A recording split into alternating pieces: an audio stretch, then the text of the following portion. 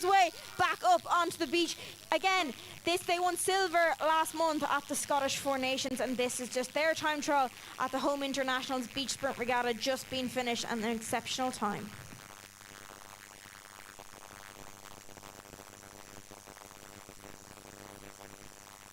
And Anna Verling of Ireland has just started. The Irish boats sprint down the beach as she makes her way down towards her doubles partner Aidan Barry, who's sitting in the bow seat waiting for her till they get their time trial underway. The Scottish boat is just digging their stroke side blade into the water there, get around that hairpin bend and point their bow straight for home. Irish doubles safely away and heading for their first buoy. Both of these athletes from Ring Rowing Club in West Cork, so no doubt there's some good pedigree coming from them as they make their way out onto the course.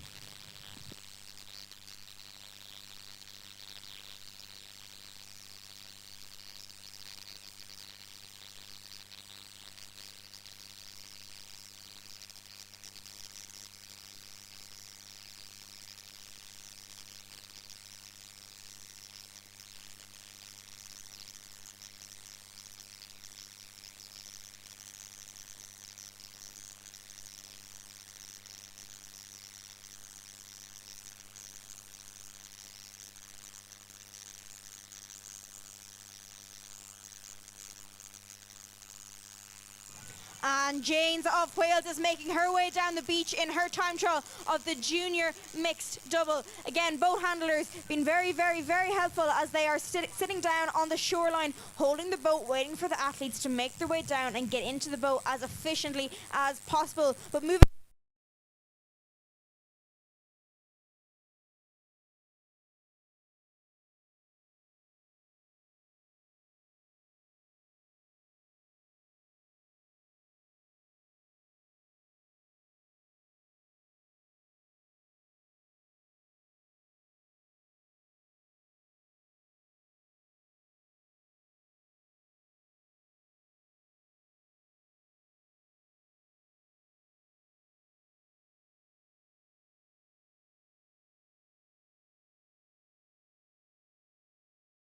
The Welsh boat is well underway in their time trial now. They're safely taking their first couple of strokes and heading out towards that first 250-metre marker. So we have the Irish and the Welsh boat making their way around the course.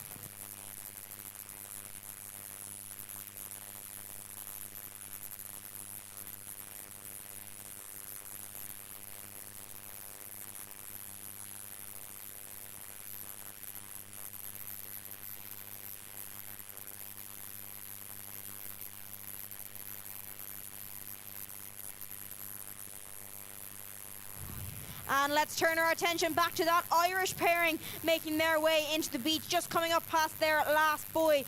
Barry, sitting in the bow seat, was also selected to represent Ireland at the Coupe Beach Sprints this year. That's another regatta he's got coming up, and also has had representation at the World Champs in 2024. So as himself and Verling make their way back into the beach, you can see they're just trying to read the waves. Can they get caught on a fast bit? Can they keep their bow out of the water and keep this boat moving as quickly and efficiently as possible? Quick look over the right shoulder there from Barry as he makes his way back up towards the beach, eyes fixed firmly on the finish line as he makes his way in. And that's the Irish boat just about to finish out their time trial of the junior mixed double. And let's turn our attention back to the Welsh boat, who are well on their way back in now. Both of these athletes you can see the red and white of Wales making their way in towards the beach, and they're going to finish out the time trials of the junior mixed doubles. They're just coming up to the last buoy here. Quick look over the right shoulder and left shoulder there from the bowman, just trying to see can he read these waves as well as he can and make this as precise landing into the beach.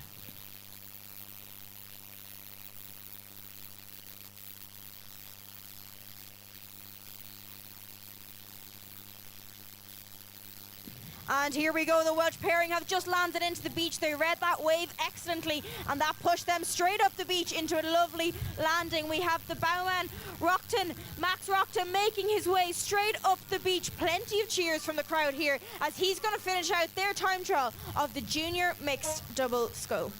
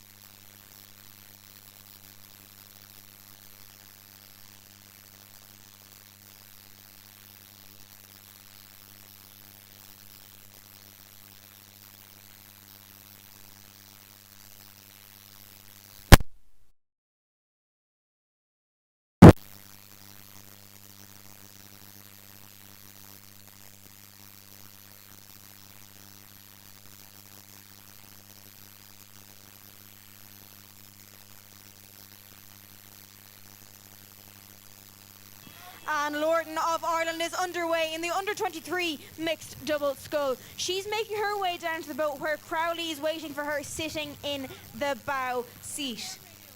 So these are under-23 mixed double sculls. As I mentioned earlier, the double scull is a completely different boat to row than the single. You have two people in it, and often it's also about weight distribution. Can you keep your bow up out of the water when you're on the way back in, just to get as efficiently as possible when you can on the way out. So that's the Irish boat well underway now in their time trial of the under-23 double.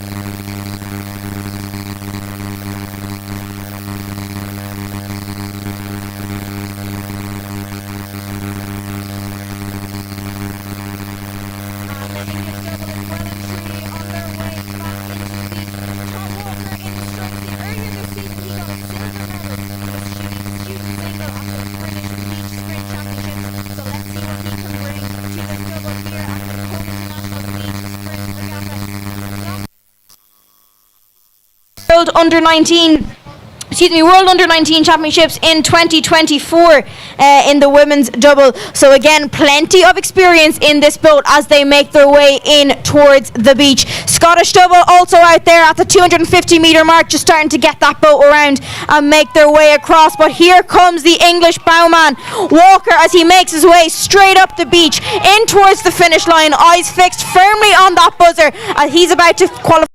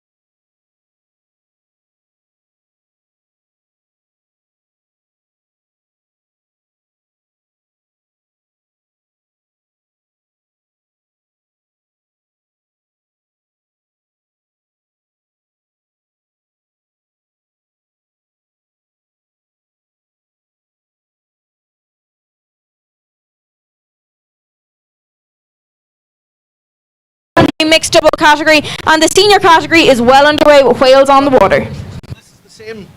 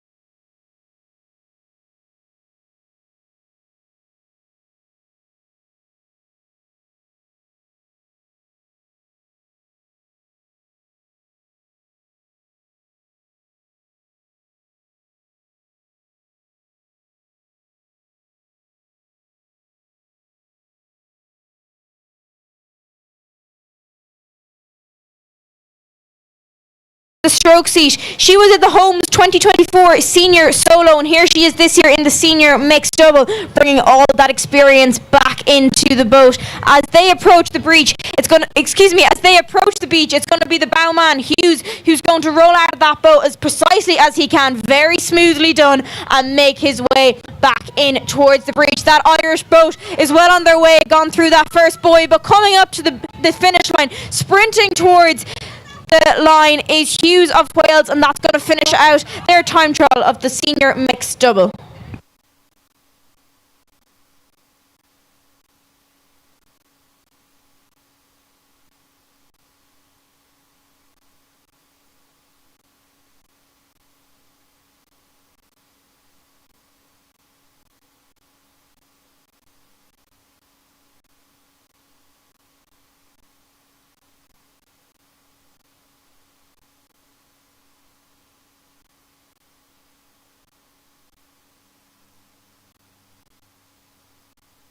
And the Irish double is just approaching the 250 metre mark. Going to bring that boat around on bow side and get their bow facing straight across and try and get as quick a time as they can. Again, it's a bit of a side swell as they row across the course, but by the looks of it, they're dealing with it very, very well. We have Moylan in the bow seat and Doon in the stroke seat. Doon will have a lot of accomplishments in the flat water calendar as well, and same with Moylan as they make their way across here at the Home International Beach Sprints Regatta.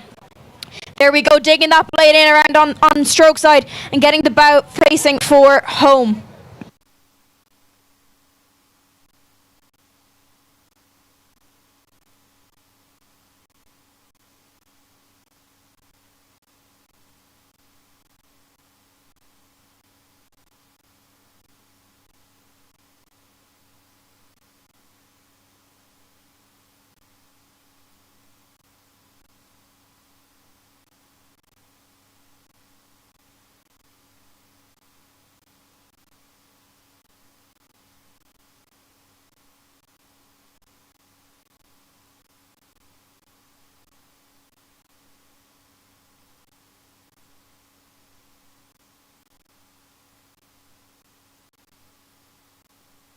And Scotland are away in the mixed double. It's going to be Marshall. She's making her way down towards the boat, but I'm going to turn our attention for now back to this Irish double. They're making their way back in towards the breach. Doon got a bronze medal at the 2024 Irish Beach Sprint Championships a couple of weeks ago, and here she is at the Home International Beach Sprint Championships making her way in towards the beach. Moylan just out of the boat, sprinting back up towards the finish line. Eyes fixed firmly on that flag, around the flag and straight into the line. The red buzzer is in sight for the Irish boat, and here he comes straight into the line, and that's the Irish boat safely home.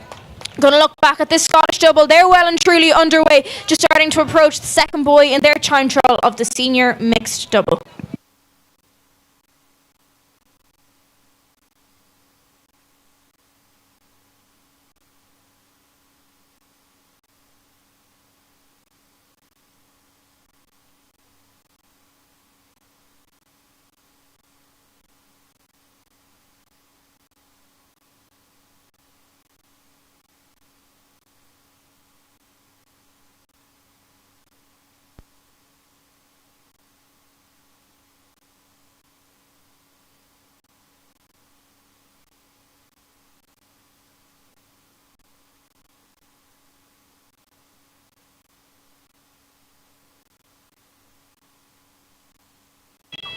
And the final boat.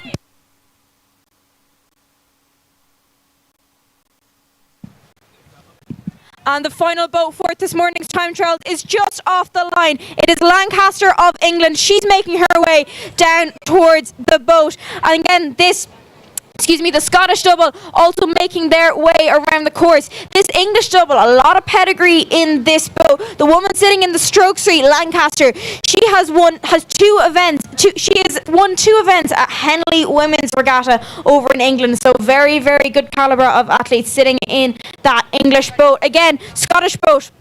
They are well on their way back in, looking at around the second marker buoy. This wind is tricky to deal with for these boats. It's hard to time with the waves, time with the wind, but they're making their way back in. They need to point their bow slightly more in towards the shore, and they are well and truly on their way. I'd say about 5 or 6 more strokes to go for the Scottish crew.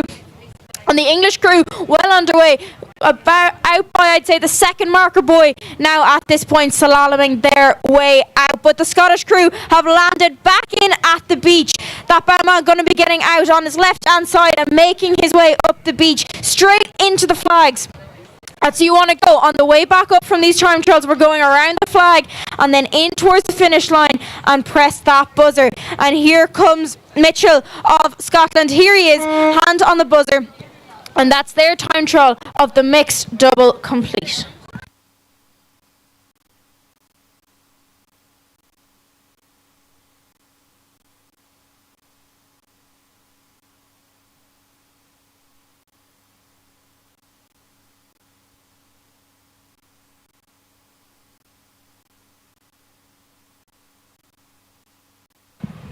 And the English boat is just turning for home, and they're about to come back in the last 250 metres of their race. As I mentioned earlier, some very, very high achievers in this boat. Snoxel sitting in the bow seat. He's had success at Flatwater, getting a gold in the double at the National Schools Regatta, and here he is in the mixed double at the Home International Beach Sprint Regatta. Also had representations at the World and Coupe Beach Sprint Regattas. So that's Ollie Snoxel sitting in the stroke seat. Then we're going to look back at Lancaster. As I mentioned, success at Henley Women's Regatta and gold at the 2023 World Beach Sprints in the junior mixed double, and here she is in the senior mixed double, making her way in towards the beach. Again, conditions are quite challenging here today, but look at this. If they can just time it right, keep their bow up, they're going to get a wave in, and that's what they've managed to do here in the time trial. Going to jump out this boat as quickly and efficiently as he can. And here comes Snoxel of England. Plenty of shouts from the crowd, encouraging their crewmates on as he makes his way up towards the flag. Straight turn, in for home, and he's going to hit the buzzer, and that's going to finish out the time trials of the senior mixed double.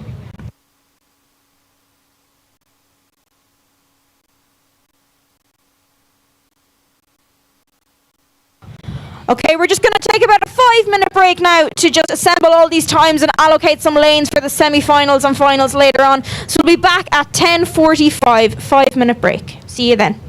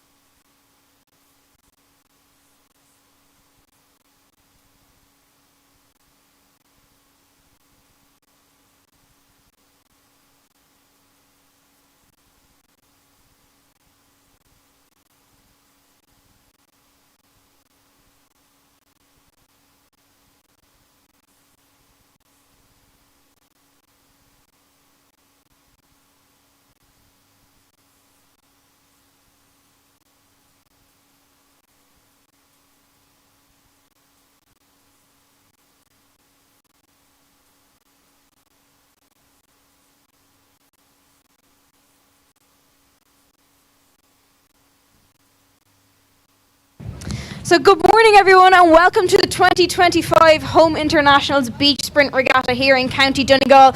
My name is Ella Clark and I'm going to be your commentator for today, and it is fantastic to be here. So this year's Home International Beach Sprint Regatta is hosted by Lookers Point Rowing Club and Rowing Ireland, and it's fantastic to be here in County Donegal, Ireland. So we kicked off this morning's racing about an hour ago with the time trials across all events, and in about 3 or 4 minutes time we're going to get going again with the junior women's single, with the semi-finals starting off first of all, and we have the finals following quickly after. We're supported today by Swift Racing, and it's great to have them here today because the event simply would not be possible without them. So it's great to see Swift Racing here today, and massive thanks to them. Conditions should hold up for the rest of today's racing. A little bit of wind up here today, but no, all of the athletes have dealt with conditions excellently so far today, and we can't wait to see them racing later on. So a little reminder to, if there's anyone here on site here at the Beach Sprints in Donegal, the Rowing Ireland merchandise tent is open, and if you're sitting at home, if you know someone here, drop them a text and get them to pick you up something. There is limited merchandise available, so I'd advise doing it sooner rather than later. So as I said, we'll be kicking off racing again in a couple of moments time, and we'll see you soon with the junior women's single kicking things off. Thank you.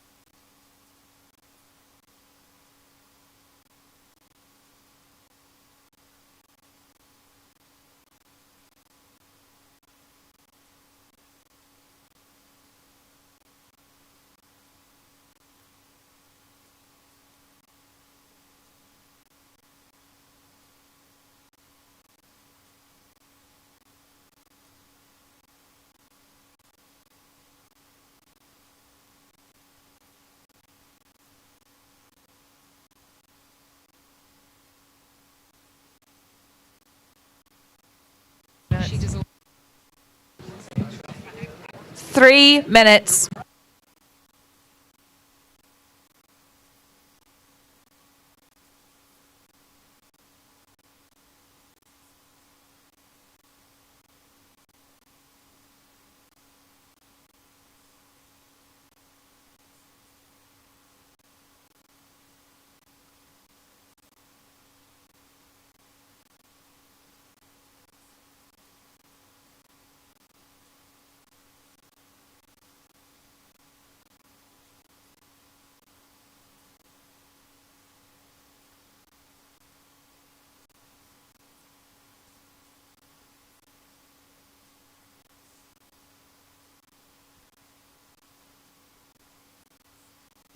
Okay, and we are officially going to get the side-by-side racing underway in the next couple of minutes. So again, we're going to kick off with the junior women's single. We have England versus Ireland in semi-final A and Scotland versus Wales in semi-final B. So the boats are just starting to get on the water, get ready to go. And this is going to be our first side-by-side race here at the Home International Beach Sprint Regatta.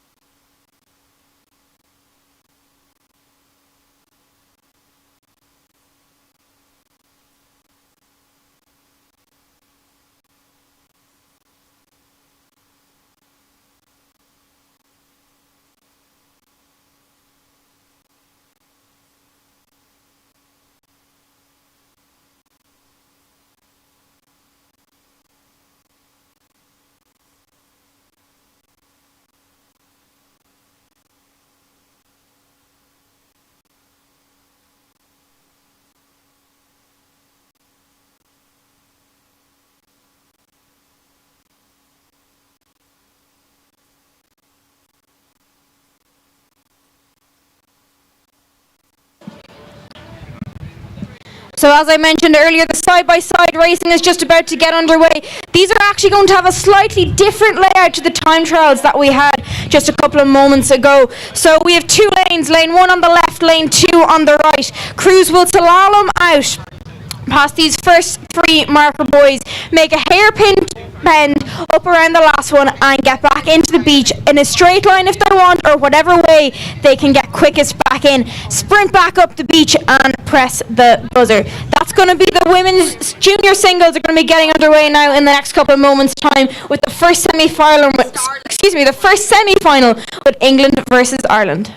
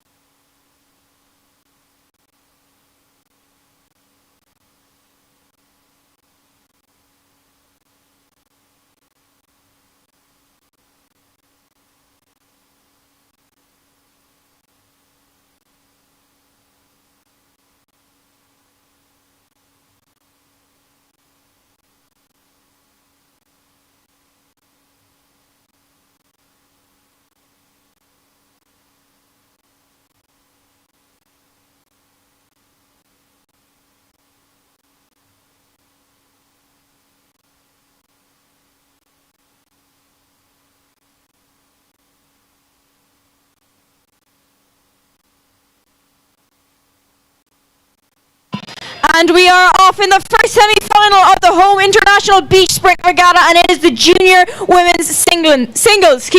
Ireland versus England. O'Donoghue versus Whitley. They're sprinting their way down the beach. Slightly longer sprint than they would have had this morning. The tide has gone out a little bit, but they are both safely into their boats.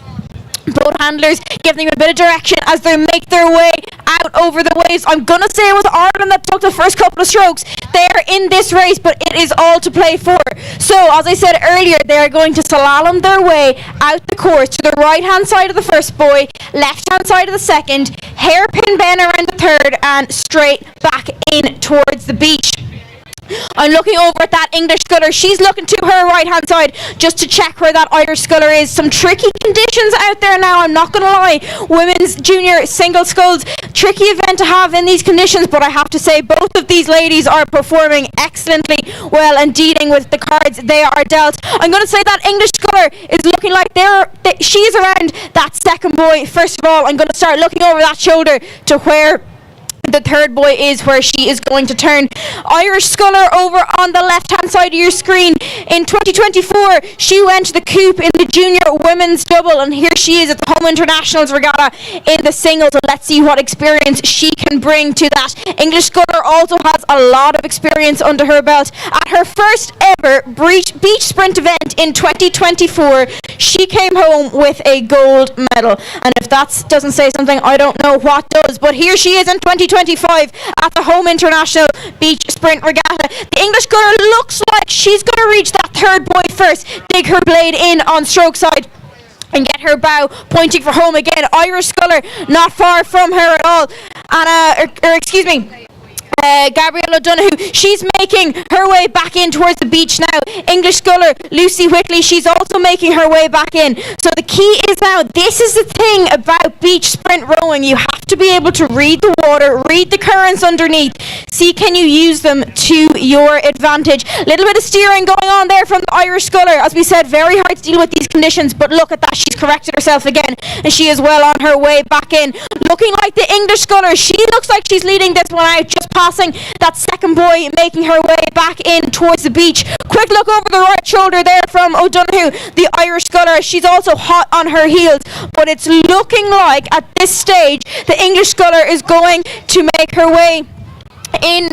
The English sculler is going to make her way in towards the beach first, but let's look back over at this Irish sculler. She's making her way back in. We're talking halfway between the second and third buoy. Great direction there from the boat handlers. English sculler just trying to get on the top of that wave, stuck in a little bit of dead water at the moment, but here she comes back in towards the beach. She's going to hit the beach first.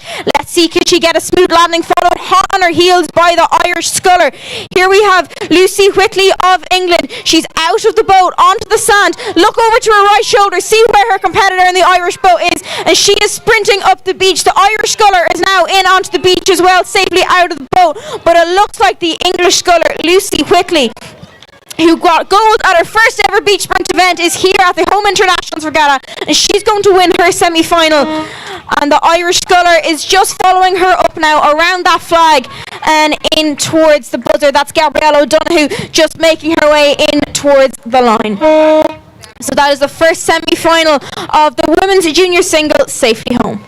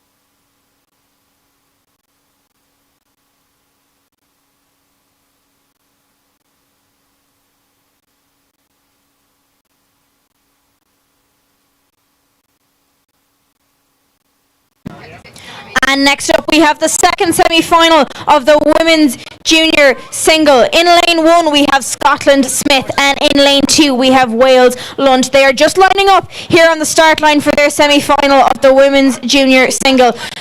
Finals are going to take place just after this race, so recovery is key for a lot of these athletes. But just on the line now, it is Scotland and Wales for the second semi-final.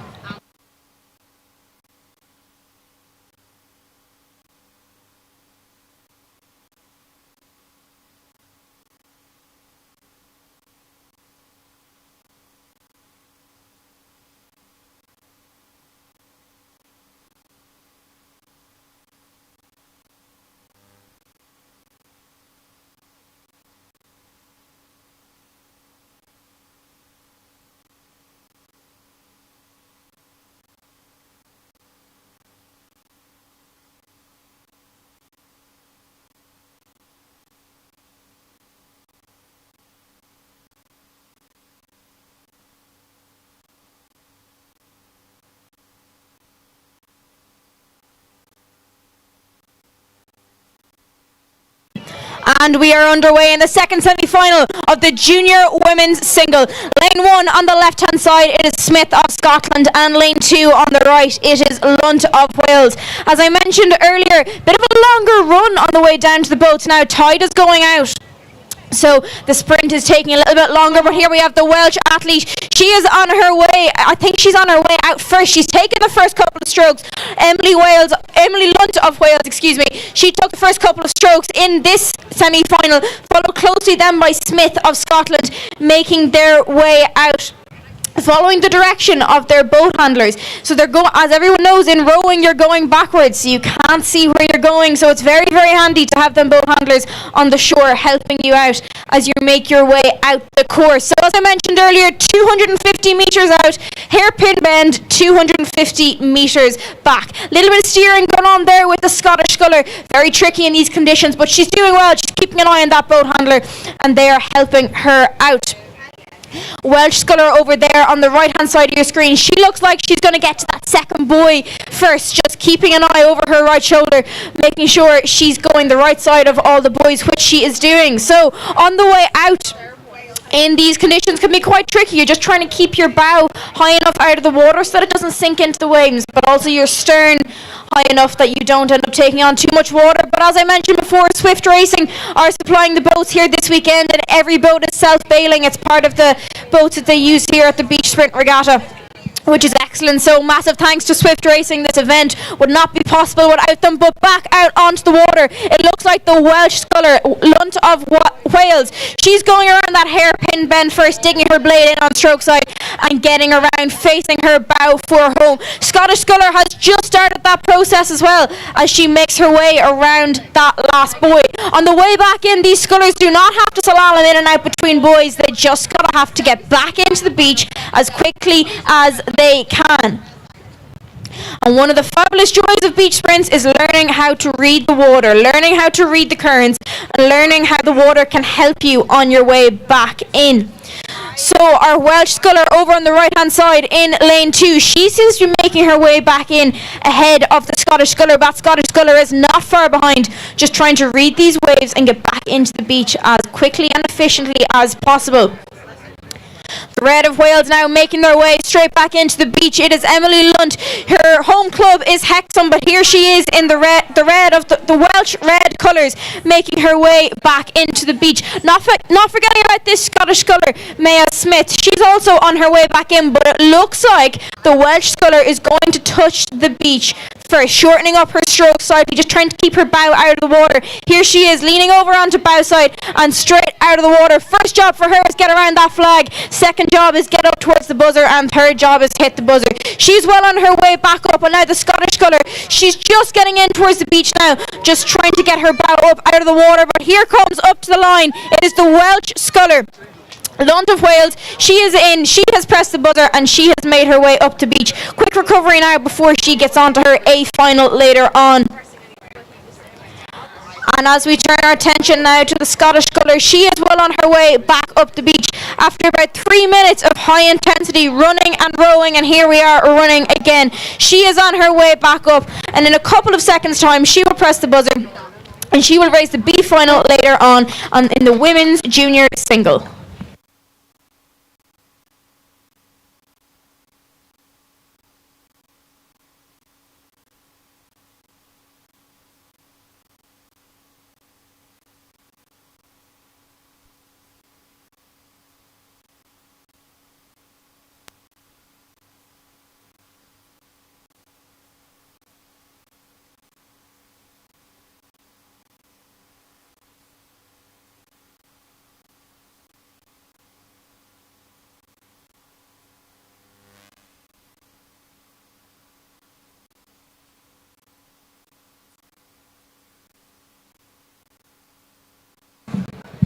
So the the finals of the junior women's singles are going to be getting underway in a couple of moments' time. But just a little announcement for everyone here on site in Donegal. Unfortunately, somebody has managed to lose a phone here earlier today. So if you could find it, it's in a black phone case.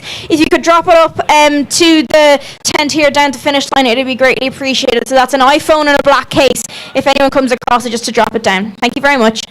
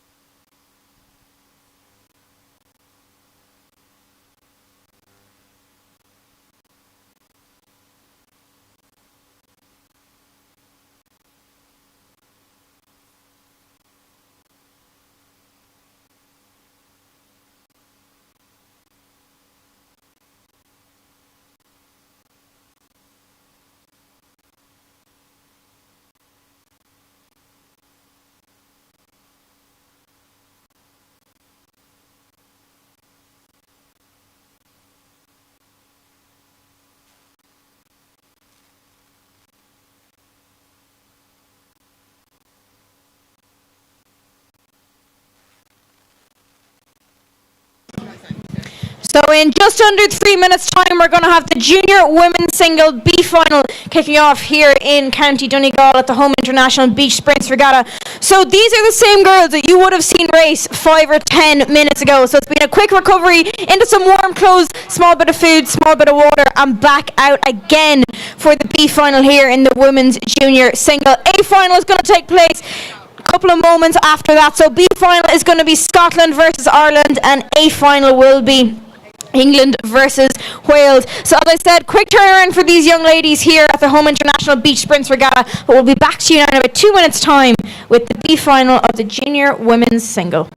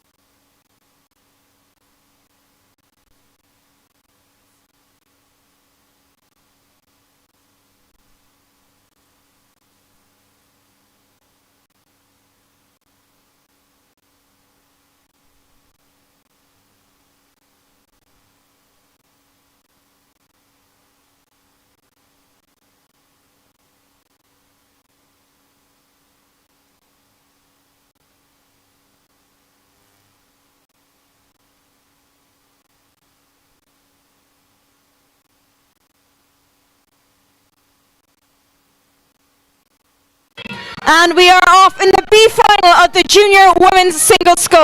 In lane 1, Ireland O'Donoghue, and in lane 2, Scotland Smith. They're making their way down towards the boats. I'm going to say the Irish sculler got off to a slightly quicker start there. She's sprinting down towards her boat and going to make her way into that boat first, slightly ahead of the Scottish sculler Smith as they make their way into their boat. It's the Irish sculler that took the first strokes of this B final.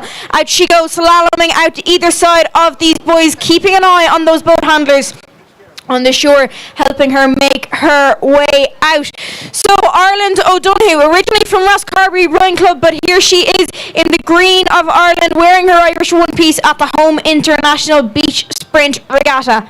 In 2024, she was at the Coupe de la Jeunesse Beach Sprint Regatta, and she was in the junior women's double scull, but here she is this year in the single at the Home International's Beach Sprint Regatta. So let's see, can she use that experience? But look at this, let's look over at the Scottish sculler over there in lane 2 on the right hand side. She seems to have caught up slightly on the Irish sculler, I'm going to say.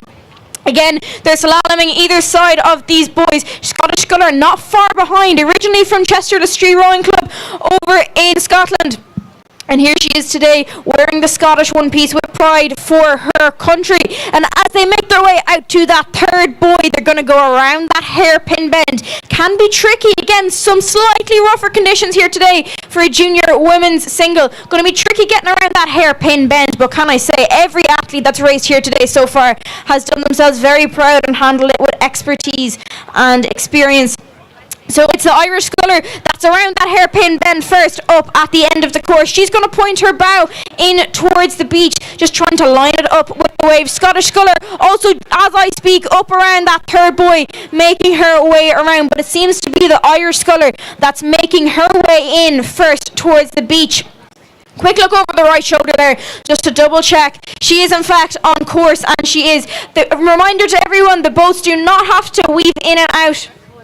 Slalom in and out, I should say, through these buoys. They just have to get straight in when they're returning to the beach as quickly as they can, trying to read the water as best as they can, while they also are rowing backwards, I might add. Not an easy task, but quick look over the right shoulder there from the Irish sculler as she makes her way in. Scottish sculler not too far behind her, but as of now, it's looking like the Irish sculler is going to touch the beach first. Anything can change in the last couple of strokes, but here she comes, keeping an eye on her boat handlers. Quick look over the left shoulder there, just trying to read these waves, get the best little wave in she can to propel this boat forward, keeping her bow up out of the water. And look at that, she's just managed to get a small wave. Gonna look over the right shoulder, see if she timed this perfectly, and let me tell you, she has. Over onto the left side of the boat, sprinting up onto the beach. Scottish sculler just coming past that last buoy, and here she comes, O'Donoghue of Ireland in the B final of the junior women's single, making her way up towards the flag and then going to come towards the buzzer. Scottish sculler just after landing in on the beach, but I think this Irish sculler is going to beat her to it in the sprint. Here she comes, O'Donoghue of Ireland. She's going to take the win in the B final of the junior women's single. Cheers for the crowd all around. And looking out for the Smith sculler of Scotland, but here she comes, finishing it out very, very strong as she makes her way into the line in the junior women's single scull here at the Home International Beach Sprint Regatta.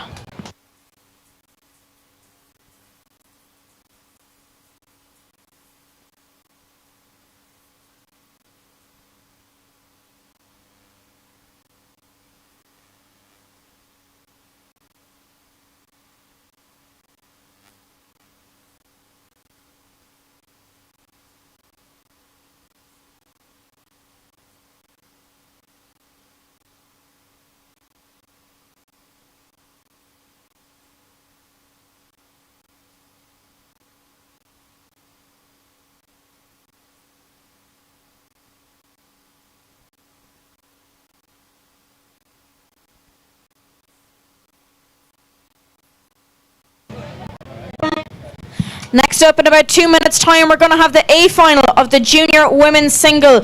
England versus Wales. These ladies raced about 15 minutes ago, and they're just about to make their way down towards the start line now for the A final. A lot of pedigree from both these girls. England versus Wales. Challenging conditions, but no doubt they are up to the challenge. So we'll be back now in the next minute or two with the A final of the junior women's single.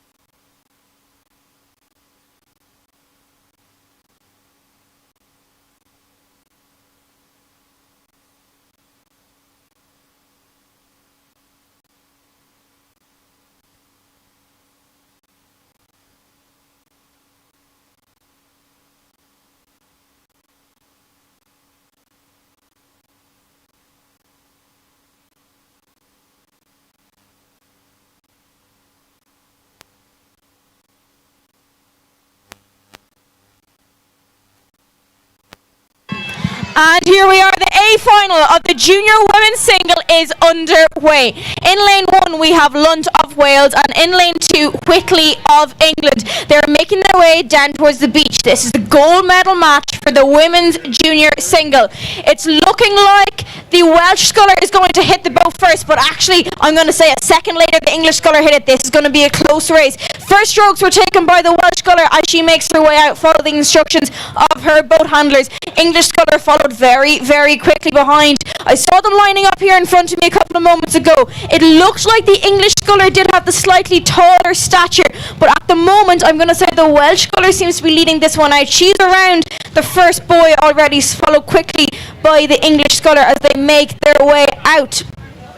I'd say about 100, 150 metres left to go on the way out before they hit that hairpin bend. Look over the right shoulder there from the English sculler just to see where she is at. This English sculler also has some recent success at the Flatwater Coupe de la Jeunesse in 2024, winning a gold medal. Can she transfer that pedigree over into beach sprints, over into the single? However, this has been proven because she was at the Beach Sprint British Championships and earned herself a silver medal. So great pedigree in that boat. Steering gone slightly off there from the English sculler, but she is well back on track, getting back over towards that hairpin bend. Let's look back over towards the Welsh sculler. I'm going to say she's still leading this one out. They've gone through the second buoy, making their way over towards the third one. The trick here is to try and manage your boat well. Keep your bow up out of the water. The boats are self-bailing. Swift Racing are here with us this weekend, keeping the show on the road, keeping these athletes on the water, racing the best they possibly can. But as we turn our attention back to the water, it looks like the Welsh sculler, Lund, she seems to be leading this one out, going around the buoy first, digging her blade in on stroke side, getting the boat around. That's followed quite quickly by the English sculler. She's also started that process, blade going in on stroke side, getting her bow turned and facing for home. But the Welsh sculler, she is underway. She's well on her way back in now. Bit of a tailwind here, cross tailwind here coming in on the way in. Waves are going to be a bit stronger. Wind is going to be a bit stronger. These boats are going to fly in towards the beach. Both boats now fully turned with bows facing us here on the beach as they make their way back in. Slightly wider course by the Welsh sculler, but it seems to be working for her so far.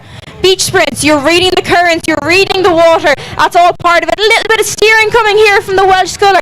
Let's see, is this all part of the plan as she makes her way in towards the beach for her sprint up towards the line. Looking back over to the English sculler. She's made up some ground on that Welsh sculler, no doubt. Look over the left shoulder. See how close she is. Could she make it up on the sprint? Could she time it with the waves?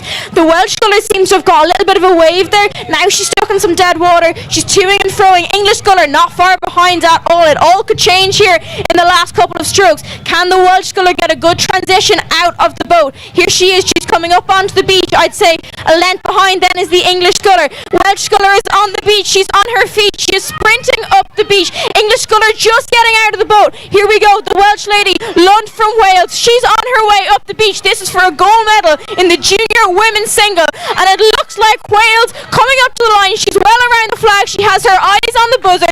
She is going to take the gold in the women's junior single. Another sending of that buzzer to double check she's across the line. And here comes England straight up to the line. She's going to claim the second place position in the junior women's single. Congratulations to both girls, and that was Emily Lunt of Wales. She's after winning the junior women's single.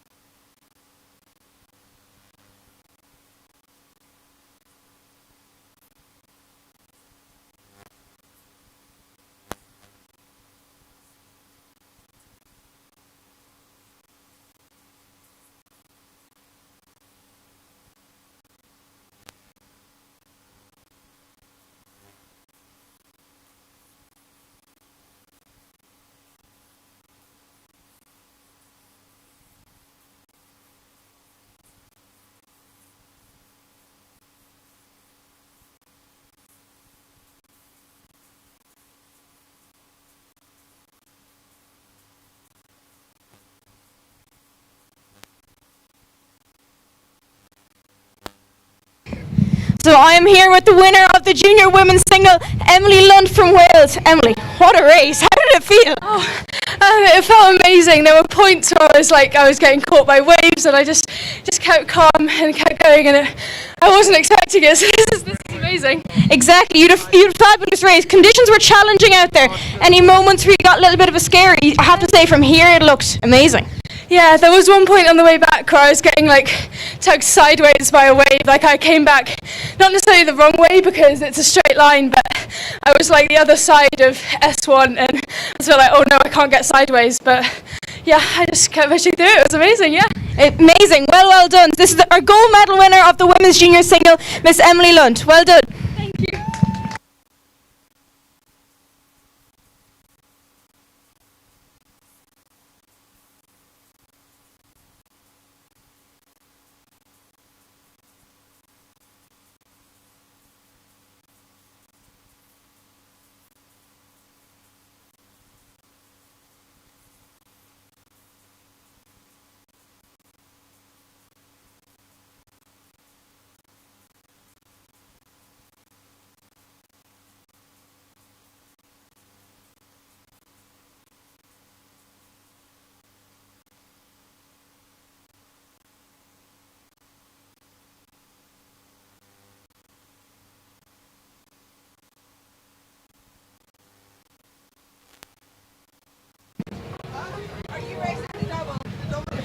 And in a minute or two's time, we're going to have the men's junior singles make their way onto the water for their side-by-side racing. Semi-finals are going to kick off in the next minute or two with Scotland versus Wales in semi-final A and England versus Ireland in semi-final B. They'll be getting underway in the next couple of minutes, and that's going to be the men's junior singles.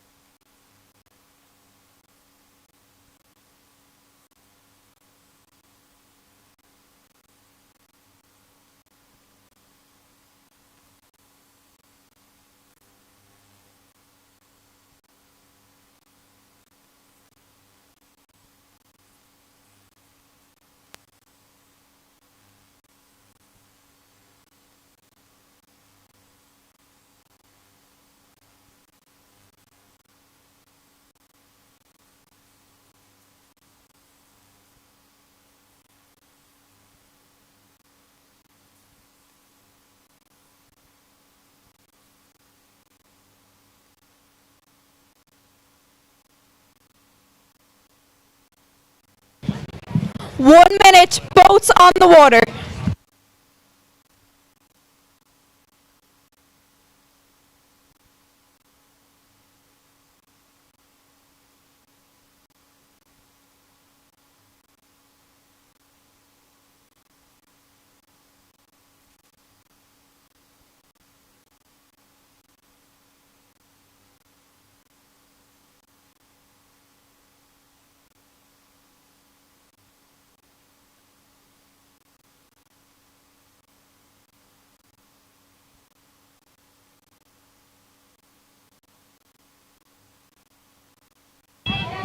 And we are off. The semi-final A of the men's junior single scull is on their way down to their boats. We have Sloane of Scotland in lane 1 and MacDonald of Wales in lane 2. As I said earlier about the women, the sprint is a lot longer for these semi-finals than it was for the time trials earlier this morning. That's due to the tide going out, of course. But let's turn our attention back to the race. It looks like the Welsh sculler is going to take the first couple of strokes of this first semi-final out in lane 2. MacDonald, that's followed very closely by Sloane of Scotland out in lane 1. Challenging conditions, but I have to say I'm very, very impressed by the agility of all these rowers as they make their way out. Oh, I think that Welsh sculler has just slightly come off his seat, but he's well back underway. That gave the Scottish sculler a little bit of time to catch up. I'm going to say they're about level now as they've gone through the first buoy, heading towards the second buoy as they make their way out. Welsh sculler over in lane 2. MacDonald, you can see the Red of Wales making their way out. Originally from Sunderland Rowing Club, that's his home boat club, but here he is wearing the Red of Wales today at the Home International Beach Sprints Regatta. He's over on the right hand side, going to make sure he's going to the right side of them boys along with that Scottish sculler, following the direction of the boat handlers on the beach and also looking left, looking right, seeing where they are. Both boats are gone past the second buoy now, going up towards the hairpin bend. Tricky in these conditions. There's a wind coming from their bow side as they're paddling out, but I have to say, excellently done. I'm going to say from where I'm standing, the Scottish sculler is going to reach that hairpin bend first, followed very, very closely by the Welsh sculler as they make their way out. Yes, I'm going to say Scotland digging that blade in on stroke side first. Welsh sculler just starting the process. I'm going to say 2 or 3 seconds behind them. This could get interesting as they go around the buoy. I think Wales seems to have done this process slightly quicker. He's starting to row away from the buoy already. Here comes Scotland. Scotland is straight. He's heading back in towards the beach. Wales also heading back in towards the beach, but at a slightly longer angle. As I said earlier, tailwind as they make their way back in. They've got waves, they've got wind, they've got currents. They've got everything coming at them here as they make their way back in. Still going to give Scotland the slight edge over Wales in this first semi-final of the men's junior single. Wales seem to have corrected his steering now. He's slightly going back over the other way. I think the currents in this water are slightly challenging, but look at this, he's back on track again. Scotland versus Wales, first semi-final of the men's junior single. I'm gonna go over and give Wales the edge. He's gonna get into this beach first. It looks like they've got about 5 or 6 strokes to go. Quick look to the right from the Scottish sculler. See where he is in comparison to the beach. See where he is in comparison to the other Welsh sculler over on his right hand side. Look at this, Wales have gained ground coming into the beach. Looking over his right shoulder. See, can he get this dismount perfectly and exit the boat?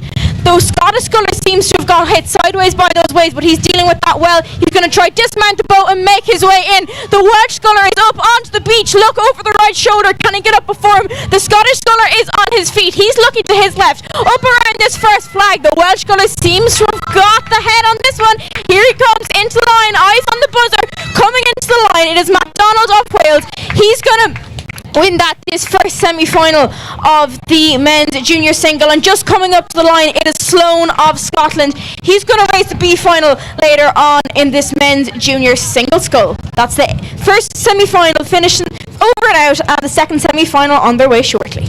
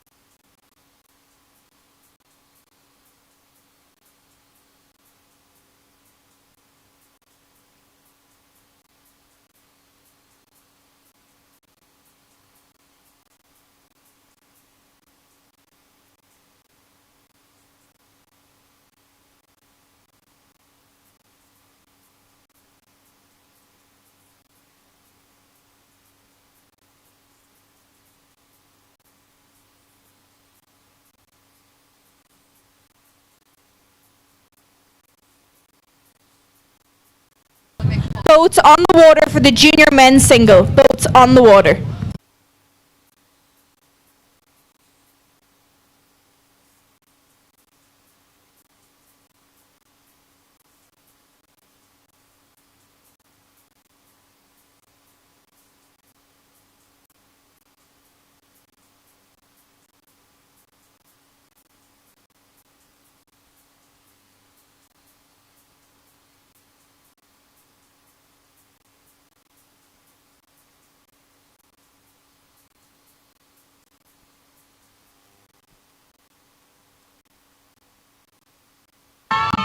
And we are off in the second semi-final of the junior men's single scull. In lane 1 we have Hare of Ireland, and in lane 2 Hills of England making their way down to the boats. I'm gonna say the Irish sculler is gonna get to that boat slightly ahead of the English sculler. Here we go straight in. First stroke's gonna be taken by the Irish sculler as he pulls away from the beach. Great push there from his boat handler as he makes his way around the first buoy. Same goes for the English sculler. A little bit of steering going around that first buoy, keeping an eye on it, keeping it over his right shoulder and keeping an eye on his boat handlers. And now they're both safely around the first buoy. The Irish sculler, again, as I said earlier, good success in this boat, originally from Ross Carberry Rowing Club, but here he is today in the green of Ireland. He got a bronze medal at the recent British Championships, and here he is today at the Home Internationals Regatta, doing himself very, very proud. He's just approaching the second buoy, and let's turn our attention back to that English sculler, Hills of England. He's just going around that second buoy now. I'm going to say 3 lengths behind that Irish sculler. Look over the left shoulder there just to check his steering. Tricky conditions, contending with the waves, contending with the headwind on the way out, but all scullers doing very, very well. Let's look back at this Irish sculler at the Coupe in 2024. He was in the junior mixed double, and I said earlier he's back in the single here today. Tricky conditions, but let me tell you, I know I said it, I'm saying it in every race, but I really do think every single one of these athletes are handling these conditions very, very well, very aware of their surroundings. And look at this Irish sculler, he's back up at that hairpin bend again. Digging the blade in on stroke side, getting his bow pointing for the shore. England just making their way up to that buoy now, having a little bit of difficulty with the headwind. But look at this, he's coming around, digging the blade in on stroke side, bringing it around on bow side, making his way back in, pointing his bow to the shore. Irish sculler is indeed on his way back in, just trying to find the fast water, find the slower bits, say no, not going there, going to keep my bow here and get this boat into shore as quickly as I can. Irish sculler just coming by that second buoy. Then look at this English sculler, he's just approaching the second buoy, getting caught in a small bit of dead water but making his way in. Quick look over the right shoulder there from Hair of Ireland as he makes his way in. If he can just keep his bow up out of the water, he might find a wave that can make this return to shore a little bit easier, a little bit quicker, a little bit smoother. English sculler slightly behind now, and it's looking like the Irish sculler is going to come up and approach the line first, approach the sand first, just mounting his bow up onto the sand. You can see the Swift logo there on the bow, kindly supported by them this weekend. But it looks like Hair of Ireland, he's going to reach the sand first. Nice little jog up towards the line. Look over his left shoulder there. He's got an A final coming up now in about 10 minutes time. Going to try conserve some energy. There we go, going to hit the buzzer. That's him into the A final later on. English sculler also safely out of the water, jogging up towards the finish line. Around this flag is the first job, and then up towards the line. He's going to contend the B final later on in about 5 or 10 minutes time. So again, nice jog, conserve some energy. This is Hales of England making his way up to the line in the junior men's single semi-final B.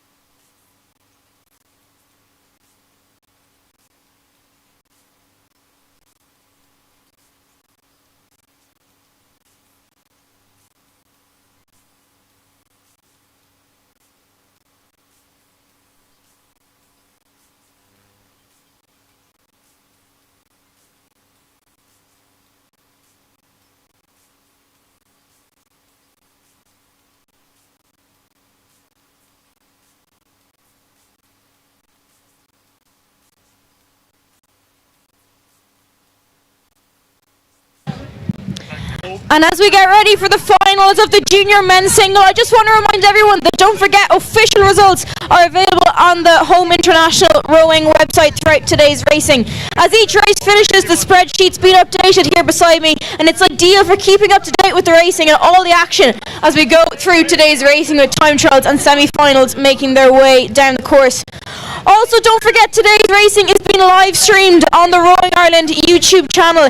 It's a fantastic way for friends, family, and anyone who's back at home, whether it be clubmates or coaches, to keep up to date with all today's racing. So if there's any family group chats or club group chats around the place, do send the link in. It's available on the Rowing Ireland page and the Home International page, and keep everyone up to date with all of today's racing here at the Home International Beach Sprints in Donegal, Ireland.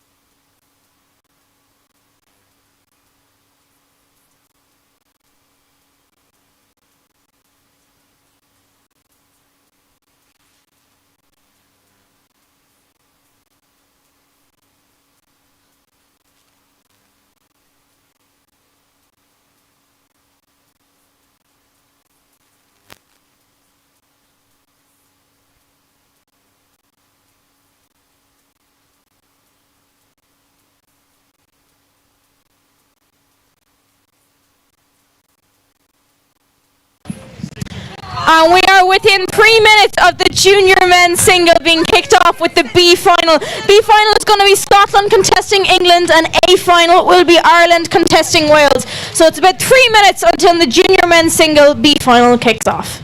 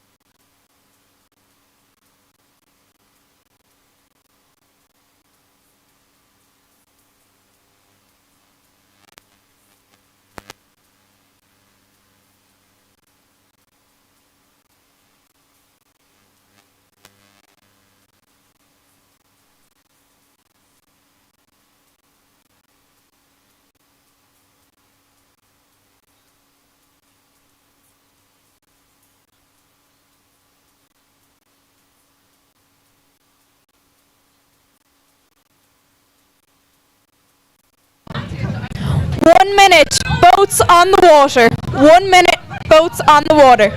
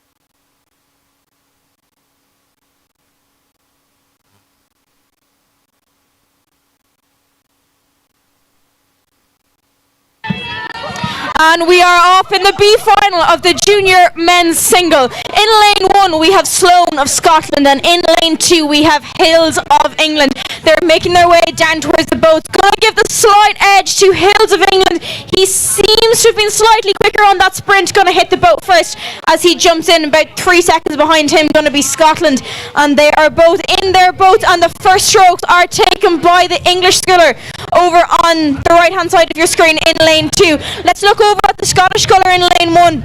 He seems to be up and going nicely, going to the right-hand side of that first slalom boy. I was watching both these scullers here a minute ago when they were standing on the start line, gave each other a handshake and best of luck as they got ready on the start line to make their way down the course. Great to see the camaraderie and friendship between both athletes, even if they are from two separate nations of England and Scotland. A little bit of difficulty there for the English sculler, but the Scottish sculler seems to be making good progress as he makes his way out the course. As I said earlier, it's a headwind for these athletes as they're on their way out. They're slaloming over and back between these boys. Difficult to keep it both straight, even more difficult to slalom in and out between three boys. So it takes a lot of skill from all of these athletes. Scottish sculler just out there going past the second boy as he makes his way out the course. You can see a lot of white horses here on the water. I know we're on the sea, but still it's choppy for these athletes here in the junior men's single. Not an easy boat to get going, and the English sculler is back up and going again. Scottish sculler just making his way out towards the third boy, out towards the hairpin bend, where he's going to turn his boat around, face the opposite direction and come back in. The English sculler there, Hills of England, just making his way out over the breaking point of them waves. Not an easy task in a single, let alone when you've wind to contend with as well. But let's turn our attention back to that Scottish sculler up in lane one, Sloan of Scotland. His home club was Fulham Reach Rowing Club, but here he is today in the Scottish one-piece racing, doing himself proud in the B final of the junior men's single. Hills of England, he's also on his way out the course, just going past that second boy, making his way over these very strong waves, but rowing excellently as he makes his way out. Scottish sculler over on the left hand side of your screens, or on the left hand side as you look out at these boats in lane one. He's on his way back in, contending with this strong cross tailwind and the strong waves breaking as he makes his way back in.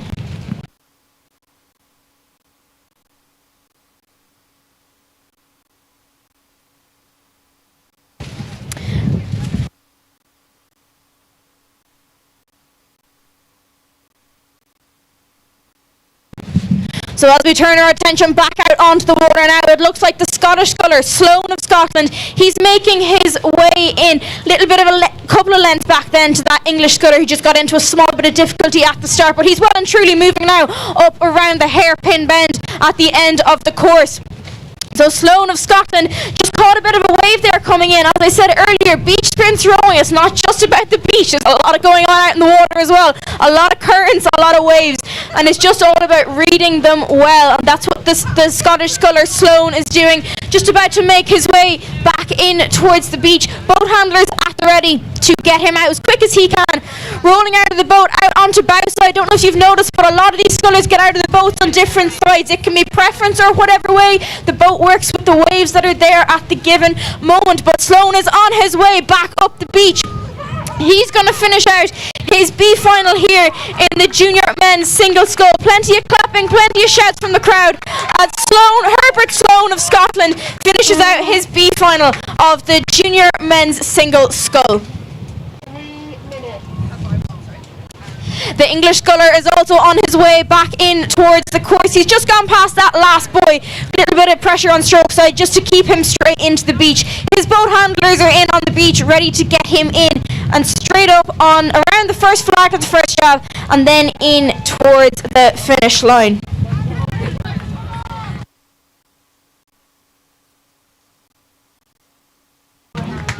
That's Zach Hills of England making his way up the beach. Plenty of clapping, plenty of cheering from the crowd. Originally from Chesterley Street Rowing Club, and here he is today in the English one-piece, making his way up to the line, pressing the buzzer, and that's his B final of the junior men's single scull finished.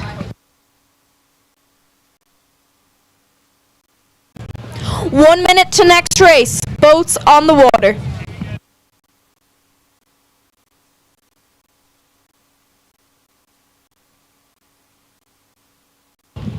One minute to next race. Boats on the water.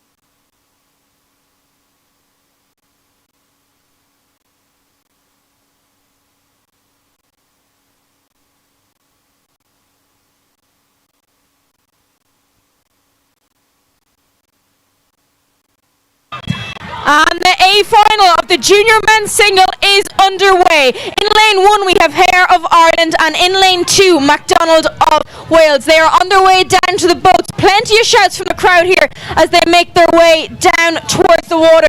I'm going to say the I'm going to say the Irish sculler hit the boat first, and he looks like he's going to take the first strokes. Boat handlers really pushing him out into the water there. Welsh sculler also underway. He has taken his first strokes, and we are underway here in the A final, the gold medal match of the junior men's single scull. I'm going to say the Irish sculler reached that first buoy first, and he's now on his way over to slalom around that second buoy. Jack Hare of Ireland, originally from Rosscarbery Rowing Club, and in 2024 he went to the Coupe de la Jeunesse in the junior mixed double. Here he is today at home in the home international regatta in the single. Quick look over the left shoulder there from the Irish sculler just to see where he is in comparison to the Welsh sculler. There, Hayden MacDonald over in lane 2. I'm going to say both boats look to be fairly even at the moment, but I'm going to give the edge to the Irish sculler, who looks like he has passed the second buoy. So has the Welsh sculler, I'm going to say. And here we are. Next buoy to hit now is the third buoy, the hairpin bend. Dig the blade in on stroke side and get the boat around and bow facing for home. Both of these young men, they're going to know they raced. These are, in fact, the same men that raced 15 minutes ago. They went back, put on a jacket, something quick to eat, get a bit of energy, and they're back out again. And now they're nearly halfway through their A final in this junior men's single scull. Here we go. I'm going to say the Irish sculler has just started his turn around the hairpin bend, followed quickly by the Welsh sculler, who's just starting to look over his right shoulder to get a grip on where he is. But look at this, the Irish sculler is already straight and heading for home. Bow pointing towards the beach. Welsh sculler just getting straight now at this point, looking slightly wide at the moment, but now he is straight and he's also heading back in. Gonna give the edge to the Irish sculler. He seems to be approaching the second buoy as they make their way in towards the river, in towards the beach. Here at the Home International Beach Sprints Regatta. Coming into the line is looking like Jack Hare of Ireland. He's leading this one out, but that is not without pressure from Hayden MacDonald as he makes his way, I'm going to say a length, 2 lengths behind the Irish sculler. Both scullers are through the second buoy. That one more buoy to go, and then they are straight in to the beach. Still going to give the edge to that Irish sculler there in lane 1. Little bit of a dodgy stroke there, but wow, he is back. He's moving, reading the currents, getting going here as he comes, I'm going to say the last 5 strokes. The Welsh sculler is about a length behind, but it looks like the Irish sculler looks like he could hit the beach first, but you never know what could happen. How is he going to get out of the boat? Where's the Welsh sculler going to pick up on some good waves? The Irish sculler is out of the boat. His feet are on the sand and he is running. Look over the left shoulder to see where the Welsh sculler is. Welsh sculler is now out of the boat as well as he comes up towards the flag. It looks like the Irish sculler is going to be leading this one out as they come up towards the flag. What a sprint on from the Welsh sculler, but it looks like the timing is right, and Jack Hare of Ireland is going to take the gold medal in the junior men's single scull. The Welsh sculler has just crossed the line. That was Jack Hare of Ireland, originally from Rosscarbery Rowing Club, but here he is today at the Home International Beach Sprints Regatta. He's going to take the gold medal in the junior men's single.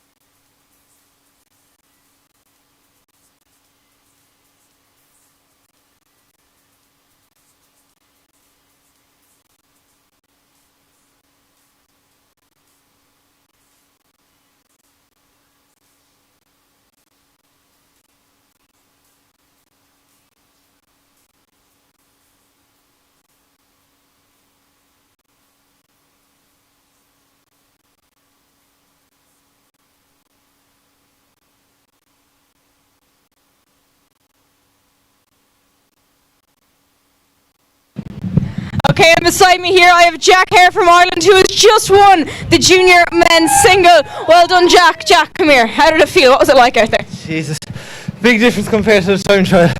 Absolutely impossible to try to keep your blades in the water for every stroke, but I got over it. It favours me a lot of the time, the rougher conditions. I just get on better in them. Good man, yeah, and you had a cracking season as well this year. A lot of success, not only here in Ireland but also abroad. How'd you get on? Not too bad. I went over to the British Champs a few weeks back. Came third in that, so it kind of raised my confidence alright for today.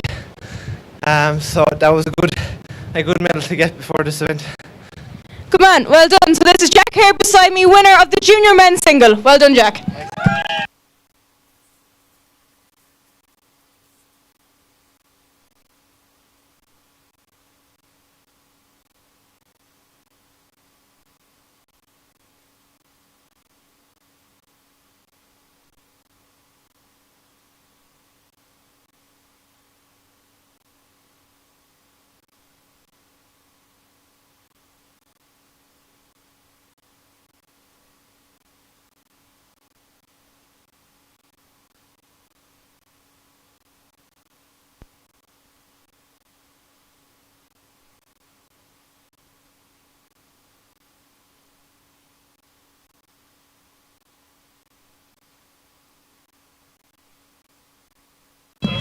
And just like that, the semi-finals of the senior women's singles are underway. In lane 1 we have Scotland, Hewison of Scotland, and in lane 2 we have Bass of England. These races are coming at us thick and fast, and so are these ladies as they make their way down towards the boat. I'm gonna say the Scottish lady, she hit the water first and she's climbing into her boat, but I'd say less than a second behind her is the English Bass sculler as they make their way out. So as I mentioned earlier, these ladies would have come first and fourth in the time trial, and now they're going up against each other in the semi-final for a place in the A-final in a few moments' time. But let's keep our attention here on semi-finals for the moment. I'm going to give the edge to the Scottish sculler out in lane 1. She seems to have got the edge on this English sculler, but this English sculler is powering her way through the water. Scottish sculler, Hewison of Scotland, originally from Molesey Boat Club here today, but now today she's wearing the colours of Scotland, and last year she won the mixed double. So she knows what it's like to win at the Home International Beach Sprints Regatta. She knows what it's like, and here she is in the women's senior single in the semi-final, seeing what she can do to make inroads into this year. Let's turn our attention to Bass of England, also a very successful athlete. She won silver in the mixed double at the British Offshore Championships, and also a gold in one regatta. She won 2 gold, 1 in the single and 1 in the cox quad at the British Offshore Championships. But let's turn our attention back to today, because here we're at the Home International Beach Sprints. It's windy, there's rough conditions, but I have to say they're doing very, very well. Gonna give the edge skill to that Scottish sculler out in lane 1. She seems to be approaching that hairpin bend first, followed still closely by the English sculler. They're still in touch. Nobody is out of this yet, and that is one of the wonderful things of beach sprints. Hewison of Scotland is around that hairpin bend, just sticking her blade in on stroke side, keep touching it on bow side, see can she get around as quickly as possible. Bass is about half a turn behind her. Hewison has her bow pointing towards the shore already, and in 1 stroke time England is going to have the same, and here they go. Both athletes are on the way back in towards the shore. Whoever wins this race is through to the A final later on, and the second place finisher is through to the B final. But look at this Scottish sculler. She is storming her way back in towards the beach. You can tell she's experienced winning at this event from last year. Here she comes, making her way in towards the beach. Quick look over the right shoulder, see where she is in comparison to her opposition, and in comparison to the boys, and most importantly, where is she in terms of the beach? How much more has she got to go before she can throw her legs out of the boat, get up onto her feet, and run in towards that flag? England's going slightly over towards stroke side here. Just the current in this water is not easy to handle, but look at this. She's correcting herself and she's well on her way back in. The Scottish sculler, here she is. She's got about 5 strokes until she's well up onto the beach and she can get up onto her feet. Both handlers there to grab her and bring her up towards the line, and the Scottish sculler is on her feet. English sculler slightly off to the right hand side, but she's still here with the help of the boat handlers. She will be on her feet in a couple of moments time. The Scottish sculler, he was in Scotland, she's making her way up towards the flag, around the flag, and then up towards the buzzer, and all going to plan in a couple of seconds time. She will be heading for an A final later on in the women's senior single. That's Hewan of Scotland just across the line. That's going to be followed now in a couple of moments by Bass of England. She's going to contend the B final in a couple of moments time later on. Well done to both athletes. That's the first semi-final of the women's senior single complete. And 3 minutes to semi-final B. That's 3 minutes.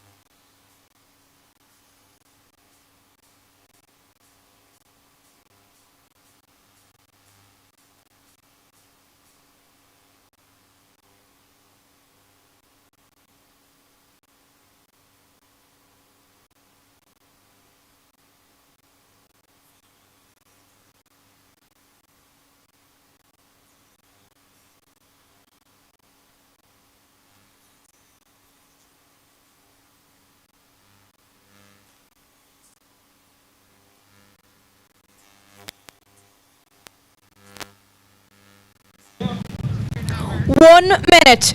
Boats on the water.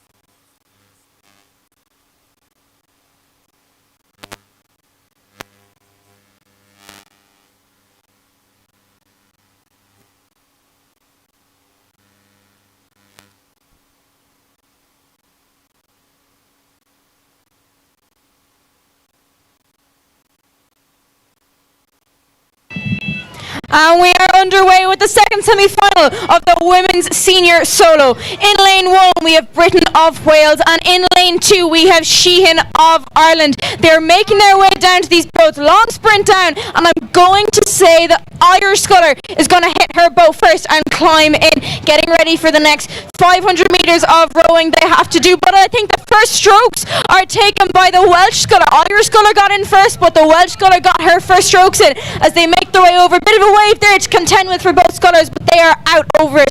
And the first boy taking instruction off the boat handlers, just trying to get them the right side of all these boys. Not an easy task when you've got waves and wind to contend with, but both these women doing very, very well. So as I mentioned before, Wales in lane 1 and Ireland in lane 2. Tricky conditions out here, but very, very, very well handled by all athletes here today. The Irish sculler, originally from Castletown Rowing Club, but here she is today in the Irish one piece. As I mentioned earlier, she started rowing at 21 years of age, so some would say that's quite late, but as she's showing here today, that is no reason to stop anyone, because here she is at the Home International's Beach Sprints Regatta in the second semi-final, and she is pretty much level with the Welsh sculler who's out in lane 1. The Welsh sculler, originally from Fishguard and Goodwick Jemima Rowing Club over in Wales, and here she is today doing her country very, very proud, and I'm going to say she's a bit of a lead over the Irish sculler as they've just gone through the second buoy, making their way out to the hairpin bend out at the end of the course. Tricky conditions here in Nairn Beach in County Donegal, but doing very, very well as they make their way up towards this hairpin bend. All boats here today are supplied by Swift Racing. No one will be able to get out in the water if it wasn't for them, and this event is... all the people at this event are very, very grateful for their support. And both of these women now are racing in swift boats, approaching this hairpin bend for their semi-final of the women's senior solo. And it looks like, I'm going to say, the Welsh sculler seems to have gone around this bend first, and she nearly has her bow pointing for home, and now she does. She's on her way back in. The Irish sculler is about a quarter of a turn behind her. Her bow still facing slightly towards the left, but now she's straight and heading straight back in for the shore. The rate of that Welsh sculler has gone through the roof as she comes back in. She's got a tailwind and she's got waves that are going with her, so she's well able to get this boat up and moving. Quick look to the left by that Irish sculler as she sees where she is in comparison to her competitors. Bit of a look to the right there. She's coming into the middle of the course, but that's okay. If she thinks she's reading the water and this is where the quicker water is, that's where she needs to be. Welsh sculler coming into the line here now. Little bit of steering, and now she's back on track. Our Welsh sculler Britain, here she is making her way in. I'm going to say she's a length and a half up on the Irish sculler as they make their way into the beach. Welsh sculler's got about 10 to 15 strokes to go before she gets up onto the sand. Irish sculler, look over the right shoulder. Can she make up some ground on this tough conditions? Can she keep her bow up out of the water and get a wave to bring her in, stay out of that dead water? But I think it's going to be the Welsh sculler. She's going to touch the sand first. Look over the left shoulder. Where's her boat handler? Where's the sand? There it is, and she is out of the water, up onto her feet and sprinting up towards the line. Irish sculler is going to be out of the water around about now. Irish sculler is out of the water. Welsh sculler is coming up towards the flag. She's got a bit of a lead. Irish sculler has to go around this flag. The Welsh sculler is around the flag. Here she is. She's up at the line. Lara Britton, she's going to take the win here in this semi-final of the women's solo. She's on to the A final later on. Sheehan of Ireland, she's going to contest the B final in a couple of moments' time, and that is the second semi-final of the women's solos over.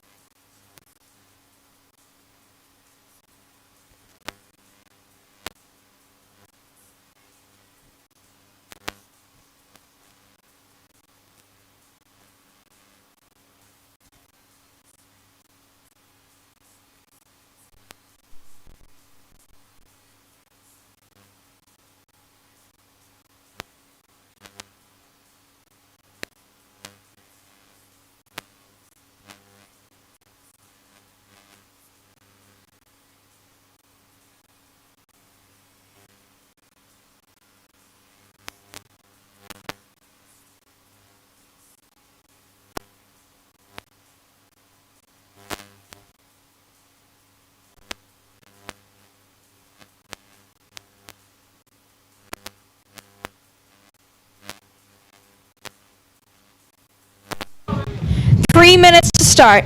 3 minutes.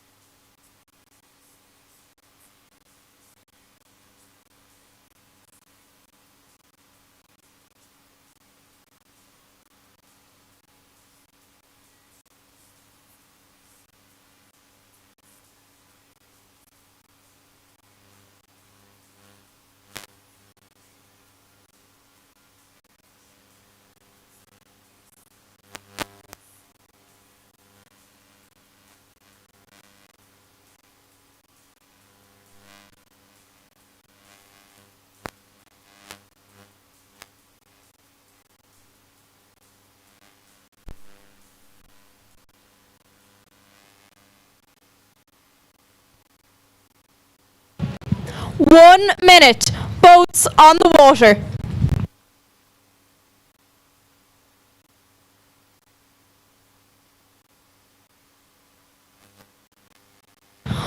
One minute. Boats on the water.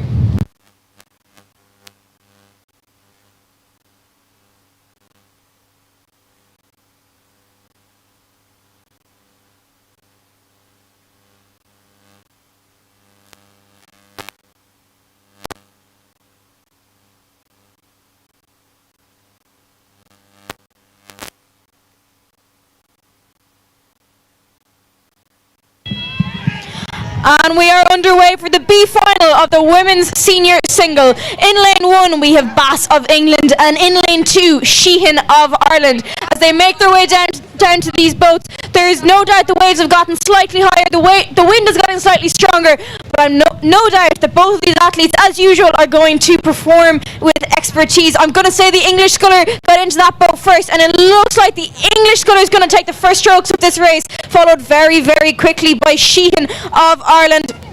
They're making their way out towards the first buoy, following the directions of their boat handlers in front of them. Quick look over the left shoulder there from the English sculler as she makes her way out. Then looking over at the Irish sculler. She's just going out to the right hand side of that buoy. Quick look to the left hand side just to double check she is on course. English sculler then also getting underway, just batting those waves a little bit, but she's back on course now and ready for action. Irish sculler seems to have crept out a little bit of a lead there as the English sculler got into a slight bit of difficulty, but both scullers are moving nicely. Going to give the Irish sculler about a length and a half lead over the English sculler as they make their way out towards the second buoy.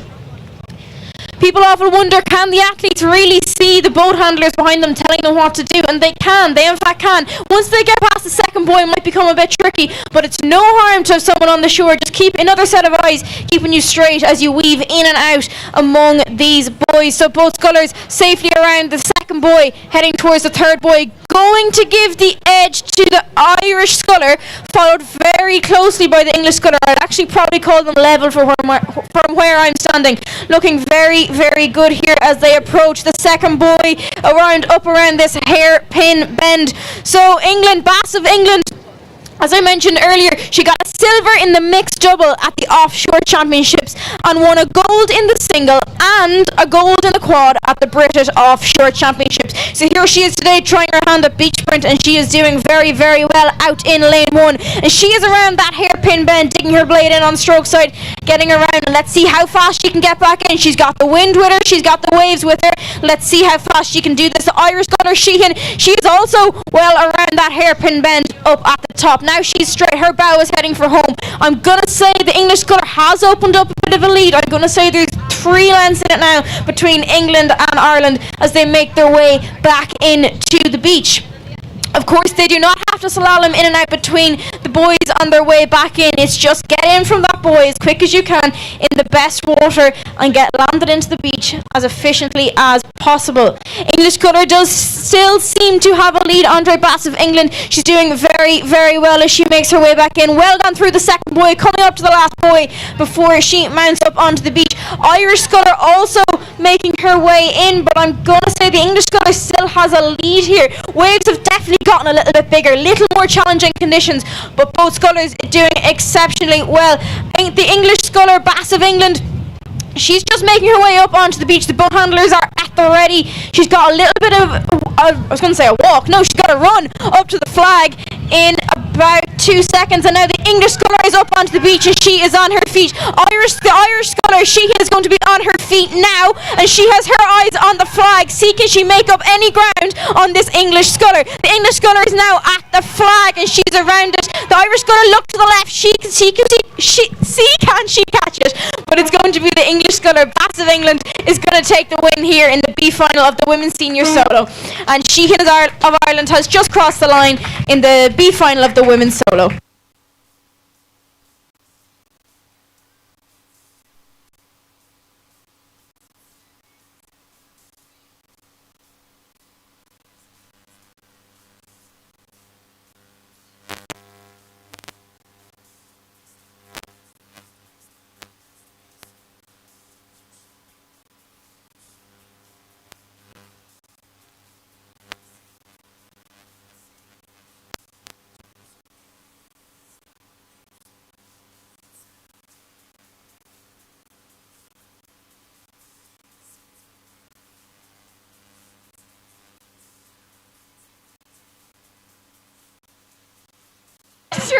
So in just under 3 minutes time, we're going to have the A final of the women's senior solo taking to the water. And just a reminder to everyone, both here in Donegal and online, you can keep an eye on results. There's a live spreadsheet up on the Home International Rowing website.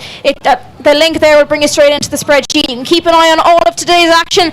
And if there's anyone at home who doesn't know, send them the link to the live stream. All racing's been live streamed on the Rowing Ireland YouTube channel. It's a great way for everyone to keep up to date on everything going on here at the Home International Beach Sprints Regatta in County Donegal.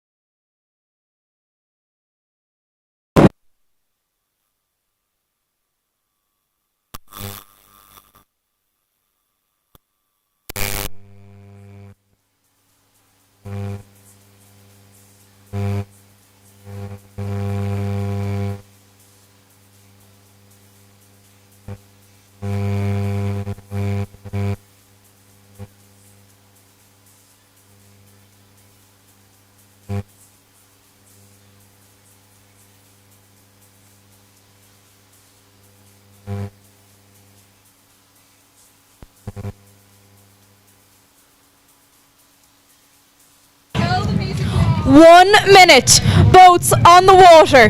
1 minute, boats on the water.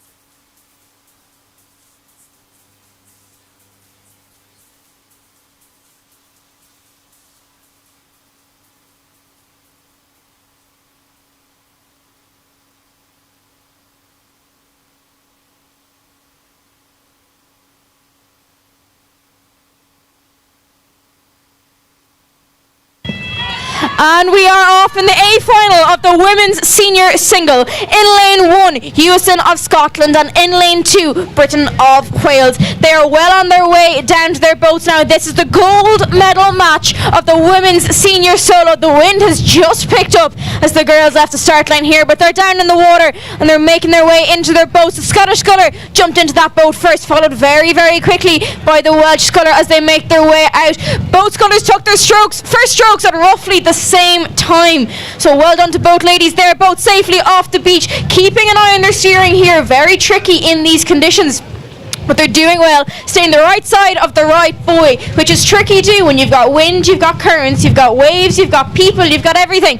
And they're doing fantastic as they make their way out the course here. These are the women's senior solos getting up over the waves. I'm going to give the edge to Hewison of Scotland at the moment. I'm going to say she's got about 2 lengths. Maybe, yeah, two and a half lengths between herself and Britain of Wales as they're both safely through the first buoy, heading out towards the second, slaloming in and out between all of the buoys. So yes, Hewison of Scotland, originally from Molesey Boat Club, very well known boat club over in Scotland. But here they are today, and she's wearing the blue of Scotland and doing herself very, very proud. And as of right now, she is leading the A final of the women's senior solo. Great direction from the boat handlers here, trying to get their athletes over on the right side of the buoys, and both doing very, very well. Still going to give the edge to Hewison of Scotland as she makes her way up around that hairpin bend, probably in the next 10 strokes. Can definitely say the waves and rollers have got a little bit bigger here. Every now and again I get a fright. I'm like, God, where are they gone? But they're still there. They're doing great, and they're doing very, very well as they approach this hairpin bend.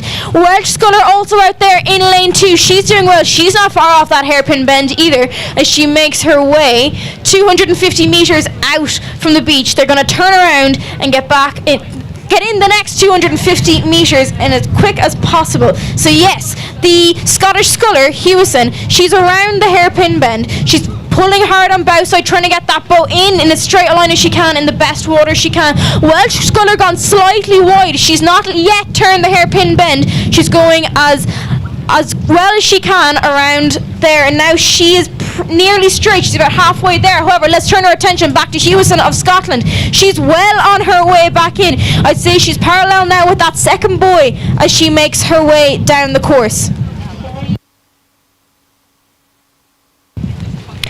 Okay, going back over to lane 1, Scotland. She seems to be well about halfway in. Welsh sculler is safely straight and well on her way back in as well, but I'm still giving the edge to Hewison of Scotland.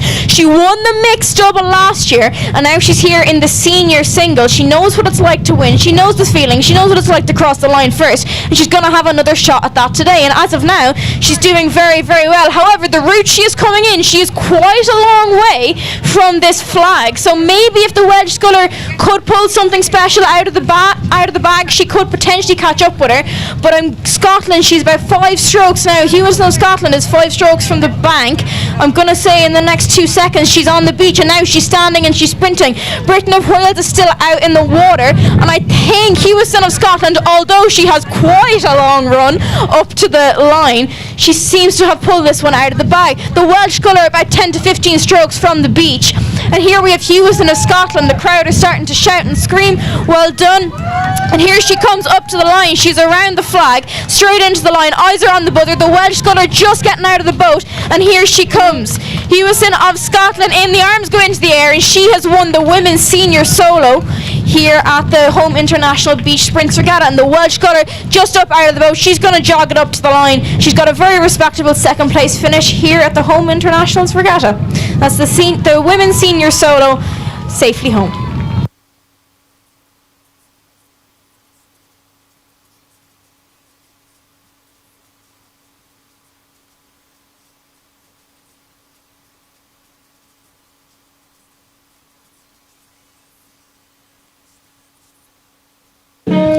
So that's the Welsh sculler safely across the line, and that's the final of the women's senior solo, all finished.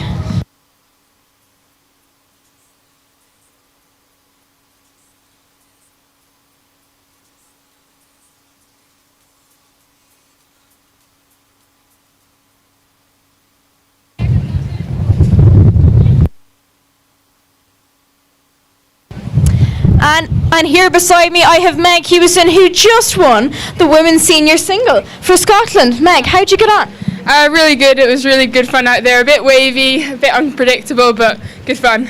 Yeah, I have to say the conditions aren't as nice as they probably could be. How'd you manage them? Were you just keep an eye on where you were, or what was your race plan? Yeah, you got to keep an eye on where you are with the boys, and also just stay loose, stay relaxed. Once you start tensing up, it all goes wrong.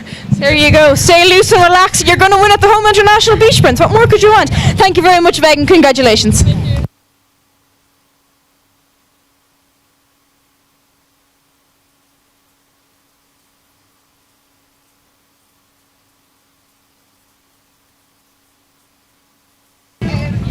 One minute, boats on the water.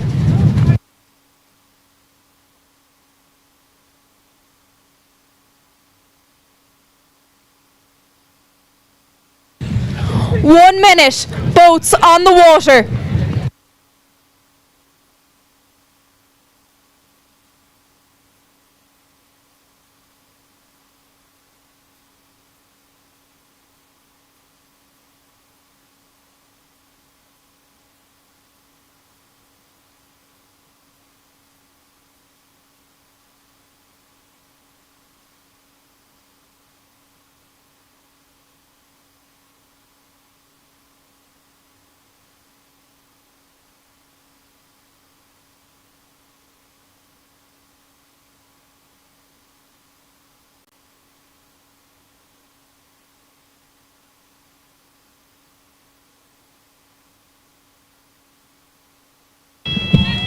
And we have hardly caught our breath here after the women's senior solo, and the men's senior solo semi-final A is on their way down the beach. In lane 1 we have McCallum of Scotland, in lane 1 we have Owen of Wales, and in lane 2 we have McCallum of Scotland. They're on their way down the beach, and I'm going to say the Welsh sculler jumped into that boat first, and he has taken his first strokes very, very quickly after that, followed quite quickly by McCallum of Scotland out in lane 2. They're the two scullers we're seeing here in contention at the moment. First place in this is going to go to the A final in about 10 or 15 minutes time, and second will go to the B final after that. So I'm looking at Owen of Wales, originally from Fishgarden Goodwick Jemima Boat Club over in Wales, and he's doing very, very well though, and he seems, I'm gonna say he's leading this one out. He's got about a length and a half, 2 lengths on the Scottish sculler over on his left hand side. Again, slaloming out through these boys is not an easy task when you're rowing. Never mind when you have waves, never mind when you have wind, never mind when you have loads of people watching you. So everyone is doing fantastic here today at the Home Internationals Beach Sprint Regatta. They've all gone to the correct sides of the buoys, and they've all kept the boats moving very, very well in challenging conditions. I'm still looking at that Welsh sculler out there in lane 1. He seems to be leading this one out, followed, I'm going to say, 2 to 3 lengths then back to McCallum of Scotland. McCallum of Scotland was on the junior team last year, and here he is now as a senior in the single, racing very, very well. Welsh sculler Owens nearly out at that third buoy at the hairpin bend, doing very, very well, keeping his head up, keeping the blades in the water. It's tricky to do. One of the girls said earlier when they won in the single earlier on, it's tricky to do when you've got waves and you've got wind, but they're doing well. Boats are still moving, and now Owens of Wales is around the hairpin bend, and now he's got the tailwind with him and he's got the waves with him. McCallum of Scotland is just up at that hairpin bend right now, and he's going hard on bow side and getting that boat around. Owens of Wales is on his way back in. He's between, I'm going to say, that second and third buoy, pretty much level with the second buoy now, I'm going to call it. McCallum of Scotland is well and truly straight, and he's coming straight back in to the beach. He's got about 200 metres left, but I'm going to turn my attention back to Owen of Wales. He's there, he's well on his way in, halfway between the first and second buoy as he makes his way in back towards the beach. Tricky conditions here. The wind, as they come back in, it's a cross tailwind coming from stroke side. Not easy to contend with when you're trying to get back into the beach as quickly and efficiently as you can. But the Welsh sculler, Jerry Owen of Wales, he is coming into the beach. He's got about 10 to 15 strokes to go before he can get up onto the sand. Scott McCallum of Scotland, he is about 4 lengths behind him, but putting on a bit of a sprint here. He's shortening up, keeping his bow out of the water. See, can he get these waves to do their fair share of the work? And the Welsh sculler here, Owens of Wales is up onto the beach and he is sprinting it up the beach, eyes fixed firmly on that flag, and they're going to be on the buzzer now in a second. By the looks of it, he is going to head for an A final later on in the men's senior solo. That's Owens of Wales safely across the line, and he's going to go get warm and dry before he has to go back out and do it all again in about 15 minutes time for the A final. McCallum of Scotland, he's safely around that flag, straight up now onto the buzzer, and he's going to race the B final of the men's senior solo in a couple of minutes time. 3 minutes. 3 minutes.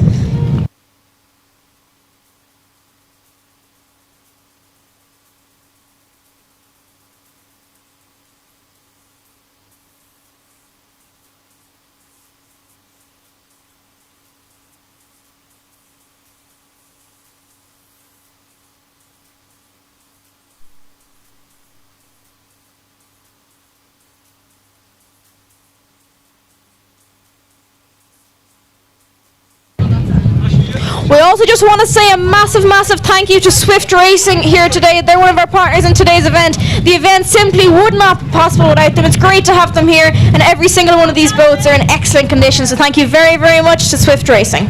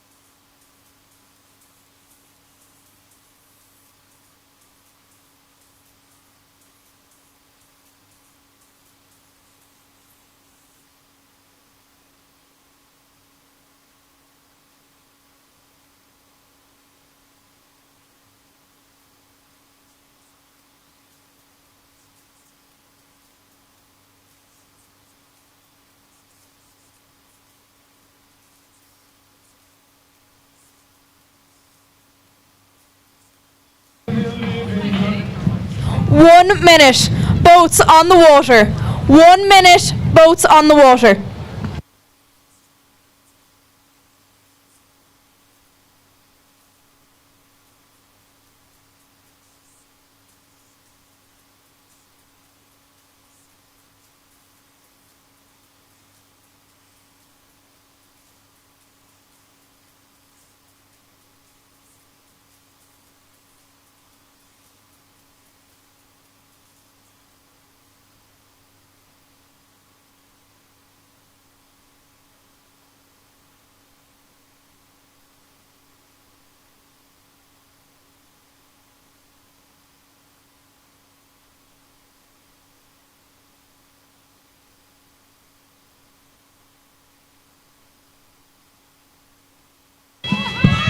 And we are underway with the second semi-final of the men's senior solo. In lane 1, Flowerdew of England, and in lane 2, Noonan of Ireland.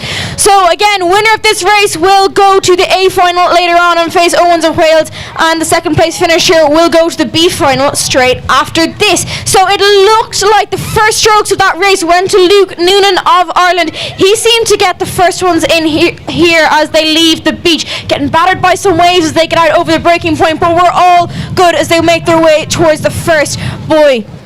Flowerdew of England, he originally is from Time and Throwing Club, but here he is today wearing the colours of England, and he has gone past the first buoy along with the Irish sculler and well on his way to the second, keeping an eye on them boat handlers there in front of him. Flowerdew is in fact last year's winner in this category.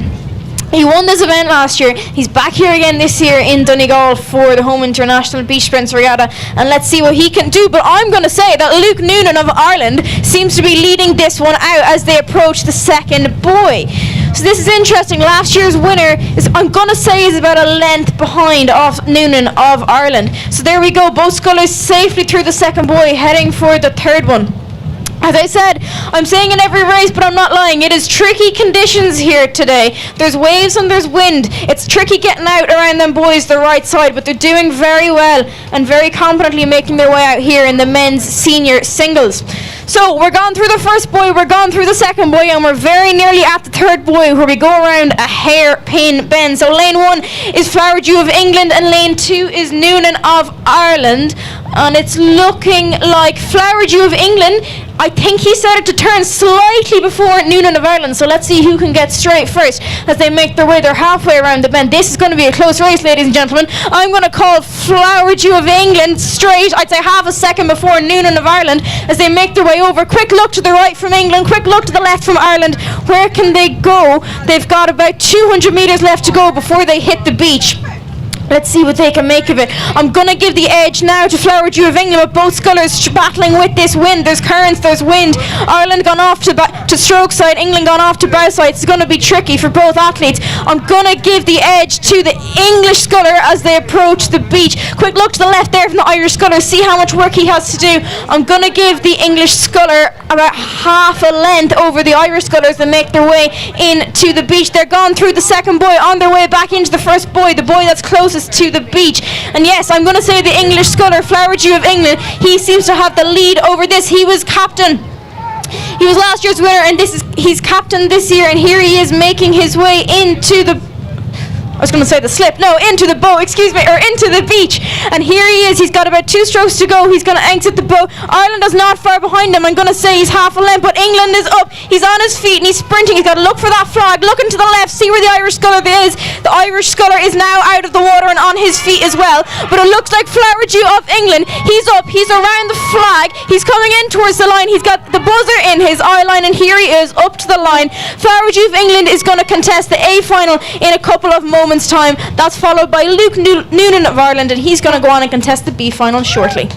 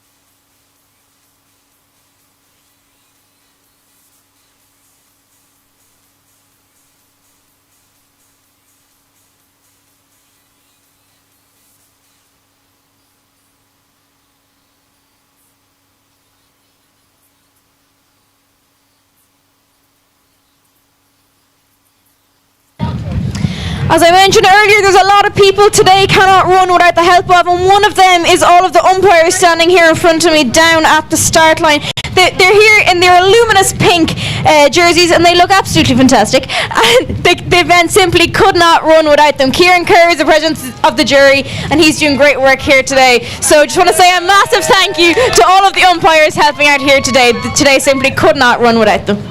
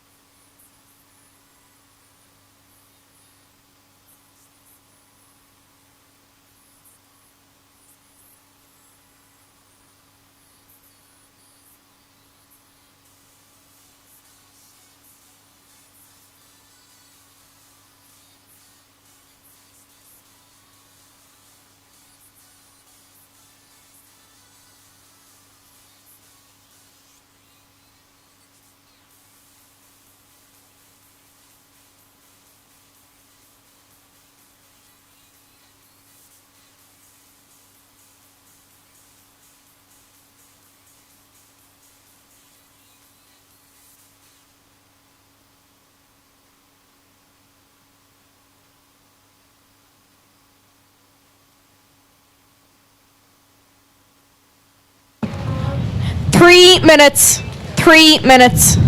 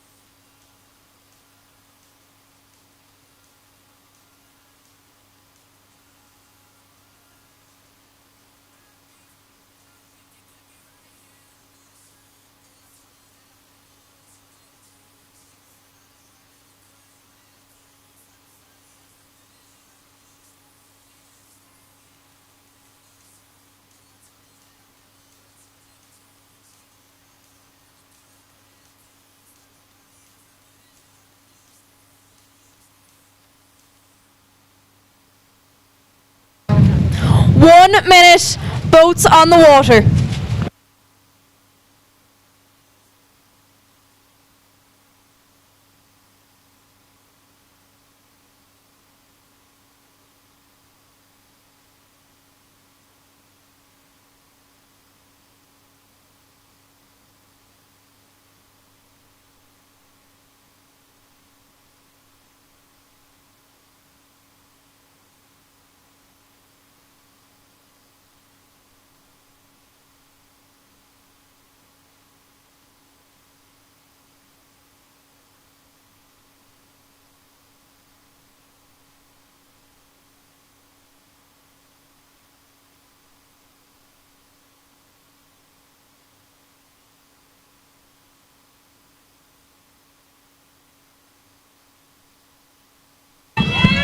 And we are off in the B final of the men's senior solo. In lane 1 we have Noonan of Ireland, and in lane 2 we have McCallum of Scotland. They're making their way down towards the water, and I'm going to give the edge to the Irish sculler Noonan. He's getting into the boat first, and maybe he might even get the first strokes first. We're just going to have to wait and see. Irish sculler is in the boat, Scottish sculler is in the boat, and they both took their first strokes at roughly the same time. And now I'm going to give the edge to the McCallum of Scotland out in lane 2. That seems to be their positions as they leave the beach. And we'll see them back here in about 500 metres time. But they're going out around the first buoy, keeping an eye on their boat handlers in front of them. Quick look over the right shoulder from Noonan, and Scotland seems to have crept out in this one. I'm going to give him about a length and a half lead over the Irish sculler. Scott McCallum of Scotland, originally from Strathclyde Park Rowing Club. And here he is today wearing the Scottish one piece at the Home International Beach Sprint Regatta. He was on the junior team last year, and this year he's racing in the senior men's solo. So what an impressive record this young man has. But here he is now. He's up. He's past the second buoy.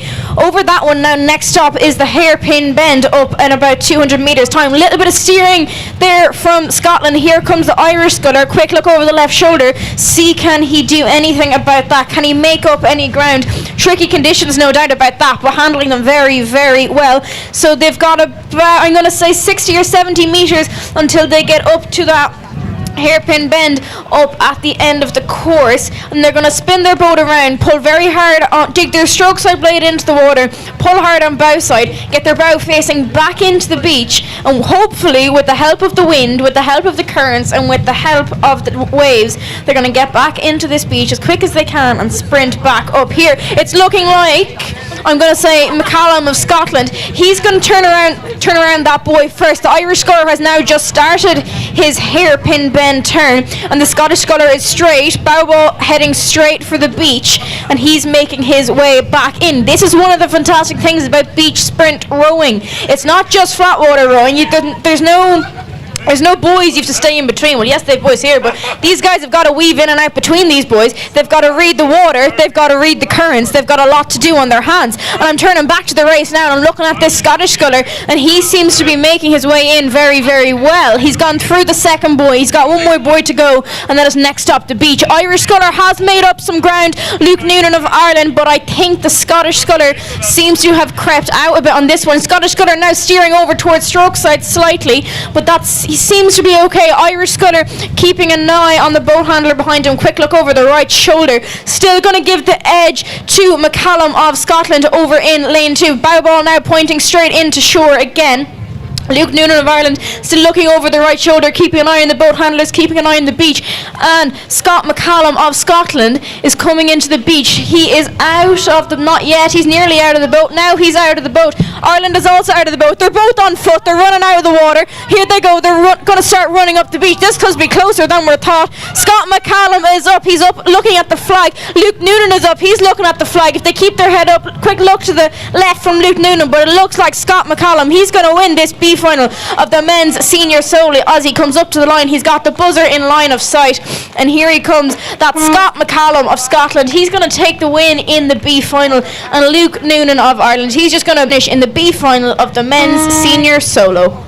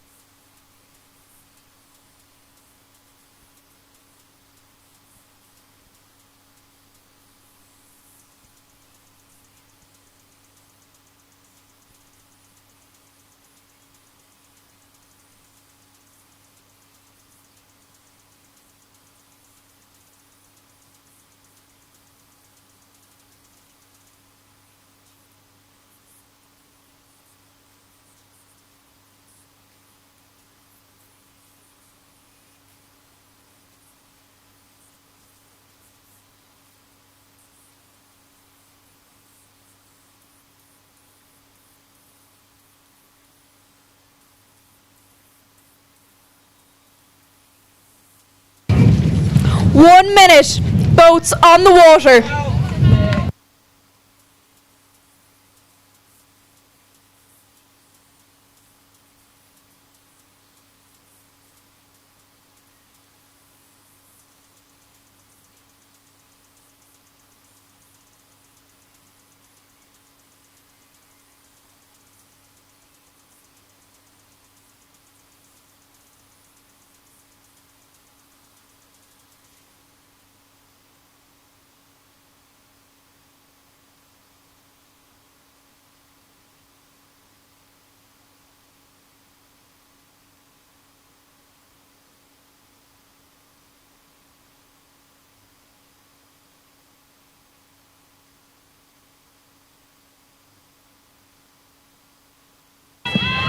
And here we are, the A final of the men's senior solo is underway, and you can tell this is a big one. There's a lot of people around, there's a lot of people watching. In lane 1 we have Owen of Wales, and in lane 2 we have Flowerdew of England. And as they have sprinted their way down the beach, I'm gonna say it's the I actually can't say both of those scullers reached the boat at the same time, but the first strokes did go to Owens of Wales. He seems to have taken this one by the scruff of the neck, and out he goes. Very clean rowing, I have to say, from Flowerdew of England. Yes, he's getting battered by waves, but some very, very clean rowing from where I'm standing. Owens of Wales, he's out there in lane 1, getting around the first buoy, keeping an eye on the boat handlers there behind him. Flowerdew of England, he's last year's winner in this event, and he's here in the A final, tackling these tricky conditions up against Owens of Wales. I'm now going to give the edge to Wales out there in lane 1. He seems to have crept out a couple of lengths lead over Flowerdew of England when they were here, since they were left the beach, I should say. Also, it's worth noting, when they were here on the start line earlier, both the two different approaches to how they would start. The Welsh sculler was down on one knee, getting ready to sprint off from the start line, while the English sculler was standing up on his feet. So two different approaches. I have to say, both of them got to the boat at the same time, and both took the first strokes at a similar time, and now we're out on the water. I'm looking at Owens of Wales. He seems to be leading this one out as they approach the third buoy, where they will complete their hairpin bend. I have to say, this is a close race. There's a lot of waves out there. They're disappearing every now and again, but they're doing very, very well. So I'm looking at Owen of Wales. He's up at the third buoy. He's now started his turn, and Flowerdew of England, he seems to be slightly further back. I'm going to say about 20 strokes behind him. Less, 15. Owens of Wales is now straight. His bow ball is heading straight back in towards the beach, and he is ready to tackle the next 250 metres. Flowerdew of England just up around the hairpin bend right now, completing his turn. He's going to be straight and ready for the beach in about 2 or 3 seconds. But let's look back over onto lane 1. Owens of Wales, he is over in lane 1. He is battling. Actually, no, I'm not going to say he's battling. He's working with the waves. He's working with the wind, and he's trying to use them to his advantage. I think he's shortening his slide slightly, trying to keep his bow up out of the wave, seeking to use it to his advantage. Little bit of steering there. Let's look back over at Flowerdew of England. He's over in lane 2. He's going to say he's level with the second buoy, making a bit of ground. A little bit of a wobble there from Owen of Wales, but he's back moving again. Anything could happen here. It's beach sprints and the water's choppy. Flowerdew of England, he seems to be putting on a bit of a sprint. He's really sprinting, but Owen of Wales, he's definitely closer to the shore, and in about 5 strokes time, he's going to be on his feet and up on the beach. Flowerdew of England is about level with the last buoy there now, and Owen of Wales is in onto the beach. He's on his feet and he's sprinting up towards the flag. It's about 15 strokes to go for Flowerdew of England, and here we have Owen of Wales making his way up towards the line. First stop is the flag, second stop is the buzzer. There we go, flag down. Next stop is the buzzer. That's Jerry Owens of Wales. He's going to take the win in the men's senior single here at the Home Internationals Beach Sprint Regatta. And Flowerdew of England just making his way up the beach. And what a sprint this young man has in him. You would not think he just rode 500 metres on a beach sprint. Fabulous sprint on the sand from Flowerdew of England. But the win is going to go to Owens of Wales. Well done, lads. That's the men's senior single, all safely home.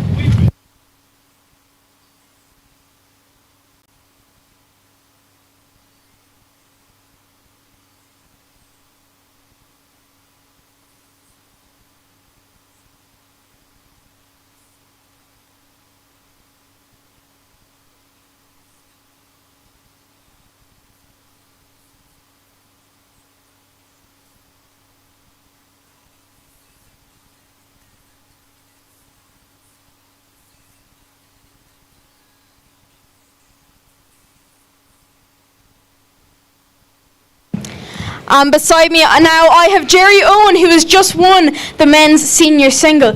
Jerry, what a race. How'd you get on? Yeah, it was pretty wild, getting thrown about a bit. Just like, kind of keep the blades in and you'll be right. Yeah, like it's definitely tough conditions out there. There's no doubt about that. Did you have a race plan in mind, or was it just survive as well as you could? Yeah, I think just like get out and stay clean, like let the power come when it can, but just focus on keeping the boat where it needs to be. Yeah, keeping it clean, that's definitely something you need to do here in these conditions. Well done, Jerry. This is the winner of the men's senior solo. Well done. Thanks.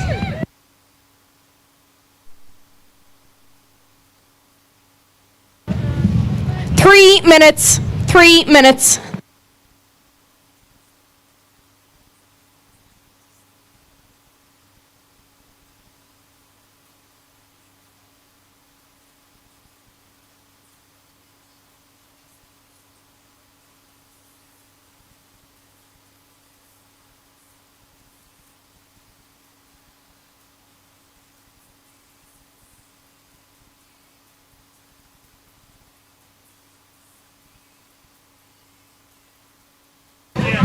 And just while we're waiting for the semi-finals of the junior mixed doubles to get underway, we also just want to say a massive thank you to Luckers Point Rowing Club.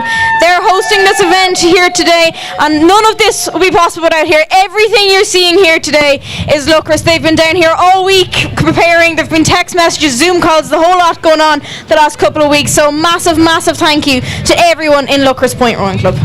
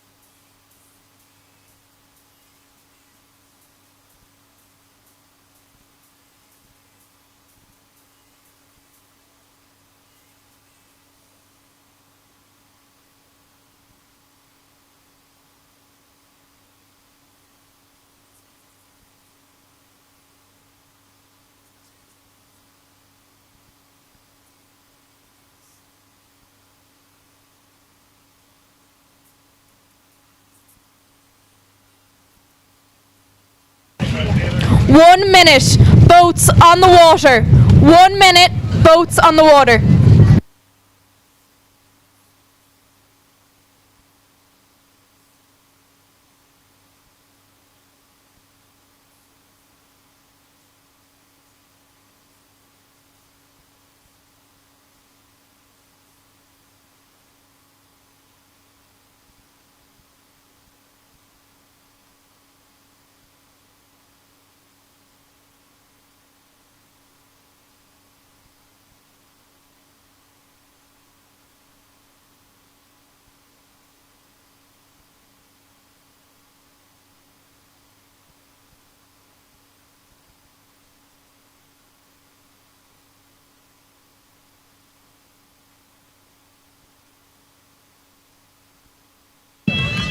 And we are underway with the first semi-final of the junior mixed doubles. In lane 1, Wales, and in lane 2, Scotland. So the stroke person in both of these boats is making their way down the course. I'm going to give the edge to the Scottish boat.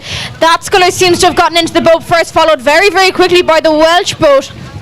I think the Scottish took their first strokes, but it is very, very close in the opening stages of this race. Getting good instruction from the boat handlers. Big waves coming in here in the first couple of strokes, but all boats safely away and through the breaking point. Going to give the edge slightly to Scotland, keeping an eye on their boat handlers in front of them to help them get out on the right side of these boys. In Scotland, we have in the Scottish boat we have Cameron Cann and Zoe Corcoran. They are two very experienced scullers here in lane 2. They're out on the right hand side of your screen, and over in lane 1 we have Max Rockton and Grace Janes. They're the bow on stroke for the Welsh boat in lane 1 on the left hand side of your screen. So all boats are safely around the first buoy, making their way towards the second. Because of the strong wind that's coming over from their current bow side, there's a strong headwind coming from bow side at the moment for these boats, so it is going to take them substantially longer to get out to the first buoy to complete the first 250 metres of this race. But now both boats are safely gone through the second boy, and I'm going to give the edge to Scotland, who's out in lane 2. But having said that, anything could change. The lead could easily exchange multiple times as we make our way through this race. Good instruction from the boat handlers here. I'm going to say Scotland have taken this slightly closer to the buoy for their hairpin bend. Wales have a little bit more work to do to get the boat around the buoy, but this could work in their favour, maybe because of the boat currents, because of the wind, because of the waves. And it looks like Wales seem to have got around this hairpin bend first, going slightly wide, but this might work for them with conditions. Scotland are now around the bend and they're pointing straight for home. Bow ball going straight in towards the beach. Wales taking a slightly longer course. Need to be careful they don't end up putting too much work on themselves when they get back into the beach. However, which is now a tailwind, is now pushing the boats over onto bow sides. They're going to have to be careful of that. But I'm still going to give the edge to Wales out in lane 1, followed closely by Scotland. Scotland, I think, are making up water on the Welsh crew as they make their way in. The Scotland crew have definitely read the water well here. They seem to be on a good surge here with the waves, and I think the Scottish crew have now overtaken the Welsh crew in the last, I'd say, 10 strokes. Still very, very close. Now the Welsh crew have got a wave. They seem to be riding the crest of a wave. The Scottish crew in slightly dead water, but here we go again. If they can shorten up, who knows what might happen. Quick look to the left, quick look to the right. Gonna give the edge back to Wales, but this is gonna be a close one, ladies and gentlemen. I'm gonna look a quick look to the right from the Welsh crew, quick look to the left. The Welsh crew have slightly longer to run, but the Welsh crew is on their feet. Here comes Scotland. The Scottish crew is on their feet, running up the beach. They're both pretty much level. The Welsh crew have a longer run to do. Here we go.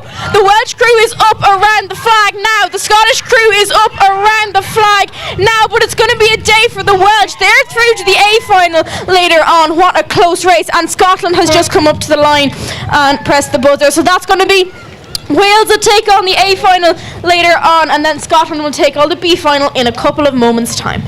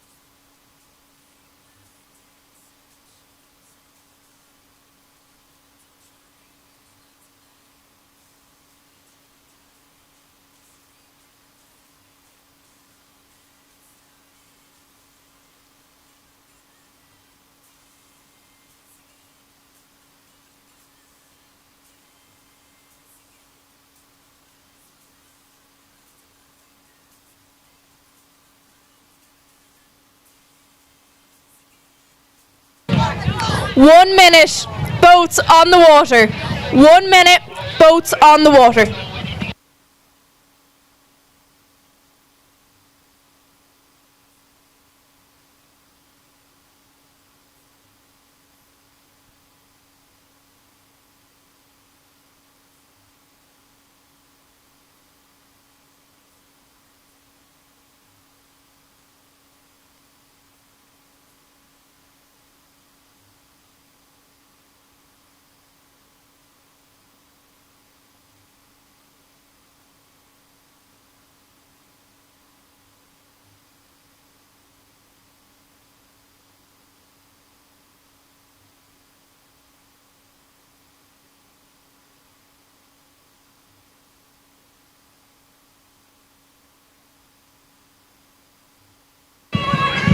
And we are away with the second semi-final of the junior mixed double. In lane 1, England, and in lane 2, Ireland.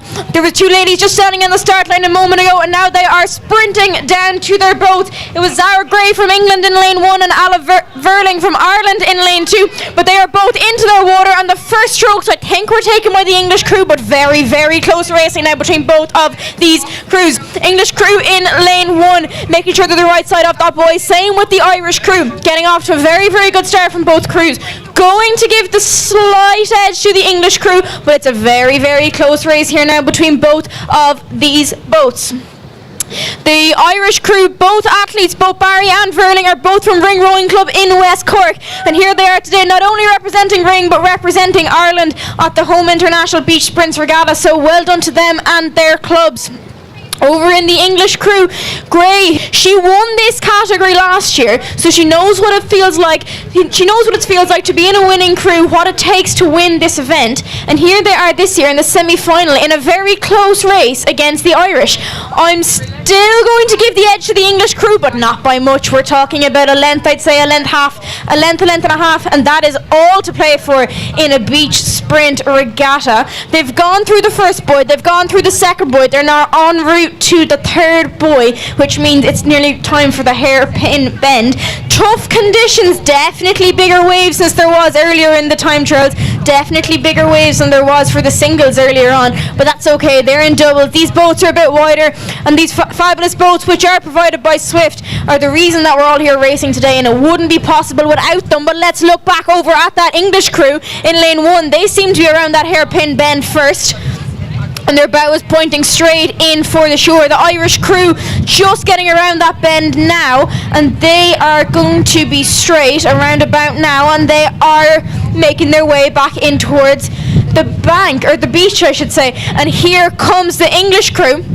They seem to be on a much straighter trajectory, but they are kind of caught in some dead water at the moment. I think someone might have come off a seat, but they're back up and running again here now. English crew on the way in. The Irish crew slightly longer course, but they seem to be riding the crest of a wave at the minute. If they can keep their bow out of the water, that might help them.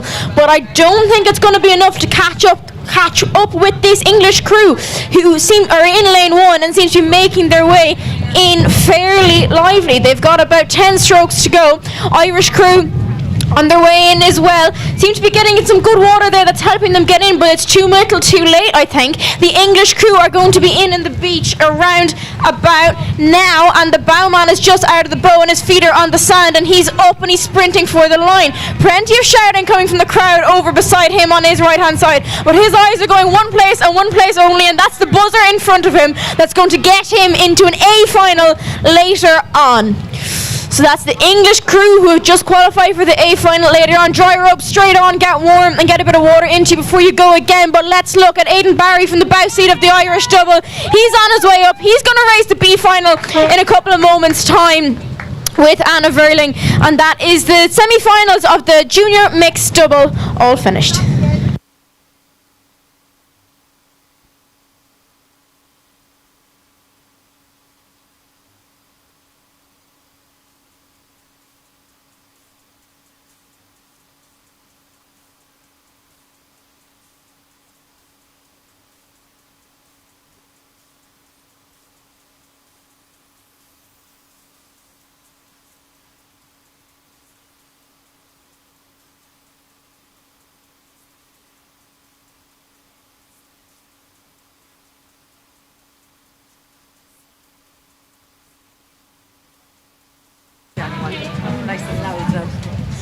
And before we get the finals of the junior mixed double underway in a couple of moments' time, there is a woman here today from Kilmacsimon, I believe, a certain Dorothy Lorden, and she is celebrating her 60th birthday today on a beach in Donegal. So we're all going to sing a special happy birthday to Dorothy Lorden from Kilmacsimon.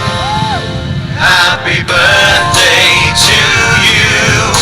Happy birthday to you. Happy birthday.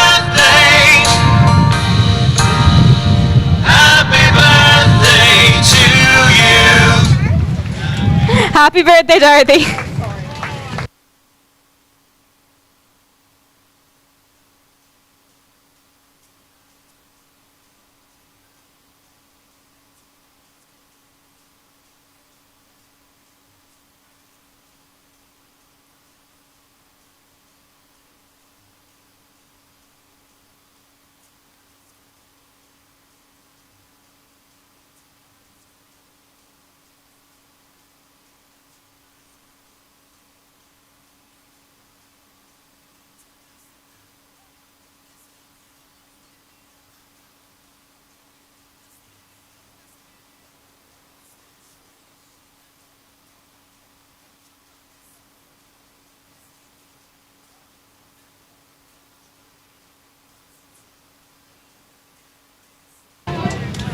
Just one or two little bits of housekeeping for anyone who's on the beach here in Donegal. There is some bits of tea and coffee and sandwiches and that kind of thing left up in the tent up at the top of the beach, so if you're feeling peckish, don't be afraid to make your way up. And for anyone who's here, the Rowing Ireland merchandise tent is still there. Not sure how much stock is left. I'm sure Derek will be well able to tell you. But if you do want anything up there, whether it's to bring back as a memento or to bring back to someone at home, it's definitely worth the trip up. I know I have some stuff from nearly about 12 years ago at this stage, and it's a great thing to have. And if you're at home and you want something back from Donegal, don't be afraid to shoot someone a text over here, and I'm sure someone might do you the favour. So yes, the merchandise tent, still a couple of bits left, so do make your way up when you get the chance.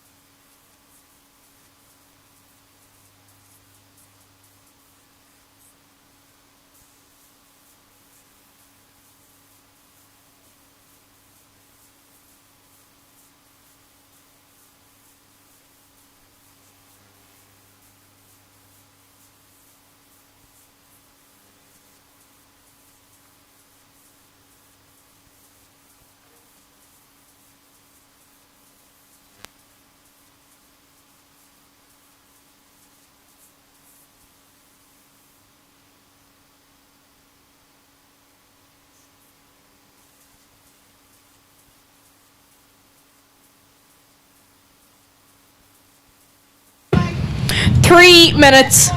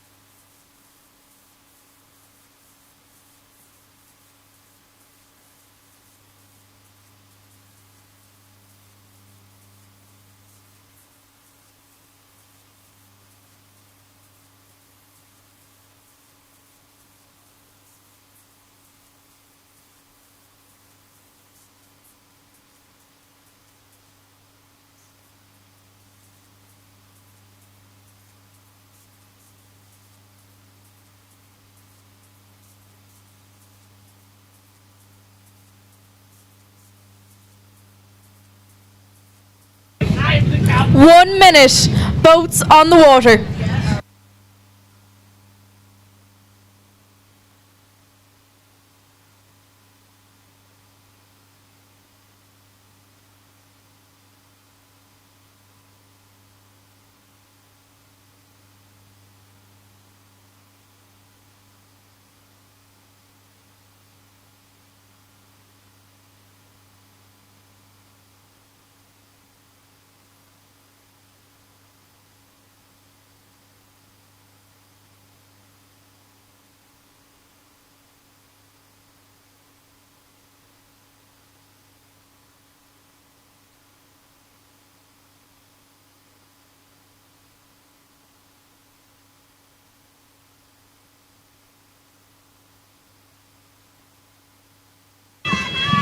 And we are underway with the B final of the junior mixed double. In lane 1, Ireland. In lane 2, Scotland. And it was Anna Verling and Cameron Can that were doing the running here for the first part of this race, and they are both into the boats. I'm going to give the edge to Scotland, who got in first, and first strokes I'm going to say were taken by Scotland, but they are well and truly away. Both boats were within an inch of each other as they make their way through the breaking point of these waves. I'm sure the water's cold, but that's not going to bother them as they make their way out the course. First obstacle is the first buoy. There to go to the right hand side, or well, our right hand side as we looked out, and then left hand side of the second buoy. There's no doubt there's some big waves here today, but all crews are doing very, very well. I'm looking over at Scotland. They're in lane 2. They seem to be doing very, very well. Gone through the first buoy, I should say, and on their way to the second. One thing I have noticed when all the athletes are here in front of me down at the start line, there's great camaraderie between all the athletes, whether it be juniors, seniors or under 23s. It's really, really great to see chatting on the start line and shaking hands and anything like that. It's fantastic to see even at the home internationals level. But let's turn our attention back to the race, and it seems to be the crew in lane 2, Scotland. They seem to be leading this one out. I'm going to say they're nearly at the second buoy, and that's followed by Ireland. There's some tough conditions out here, there's no doubt about that. Senior, junior, under 23, singles, doubles, whatever it is, these are tough conditions. There's a strong wind coming straight in off that sea. It's more like a direct headwind there now at the moment, but everyone handling conditions very, very well. Scottish crew seem to be doing well. They're nearly up at that hairpin bend up at the top of the course. The Irish crew slightly trailing, still on their way. I'm only going to say about 7-8 strokes behind them is the Irish crew. Both crews making their way up to that top buoy before they turn their bow 180 degrees and make their way back in towards the beach. So yes, the Scottish crew, they have started their turning manoeuvre, digging their stroke side blade into the water and tapping it around with their bow side. There's not going to be much tapping. They're going to need to have a little bit more force than that, and that they certainly do, because the Scottish crew are now heading back in. They are slightly heading over to the left hand side, over to their bow side, so they need to adjust that before they start heading in much more, because they may interfere with the Irish crew. But if they can, they've noticed it and they're going to correct it. They're doing well. Irish crew is well around that hairpin bend, and they are also on their way back in. Anything could change here now in the next 250 metres as they make their way in. Scottish crew still leading it out. There's some tough conditions out here. The waves are getting slightly stronger, but look over the right shoulder there from the bow person of the Scottish boat. Same with the Irish boat, just checking where they are in relation to other boats, the buoys, and most importantly the beach. Scottish crew still leading this one out. You have Corcoran and Can sitting in the 2 seats in that boat. Again, if they can keep their bow out of the water, shorten their strokes, keep their bow out of the water as much as they can, they may be able to catch a wave and get into the beach. The Irish crew have certainly made some ground on the Scottish crew, but I think it may be too little too late. But who knows, it's beach sprints, you never know what could happen. Scottish crew have about 5 strokes to go till they get to the beach. Irish crew about 7. Look to the right there from the bowman of the Irish boat. Their bow is out of the water. They've managed to get a bit of a wave in. The Scottish crew is on their feet. The Irish crew is on their feet. This is going to be close, and we have a race is on. Aidan Barry for Ireland is up at the flag. Zoe Corcoran of Scotland is at the flag. Now the Irish crew are going to take this. Where did they come from? That's what the joys of beach sprints are. What a sprint from the Irish crew. Aidan Barry of Ireland put on a serious sprint up on the beach there at the end, and he's going to go through to the A final later on with Anna Burling, and the Scottish crew are going to go to the B final in a couple of moments time. What a race, and that was only the semi-final. Right, we'll be back, or excuse me, that was the B final. Well done to Aidan Barry of Ireland. Fantastic race. 3 minutes to the A final. 3 minutes.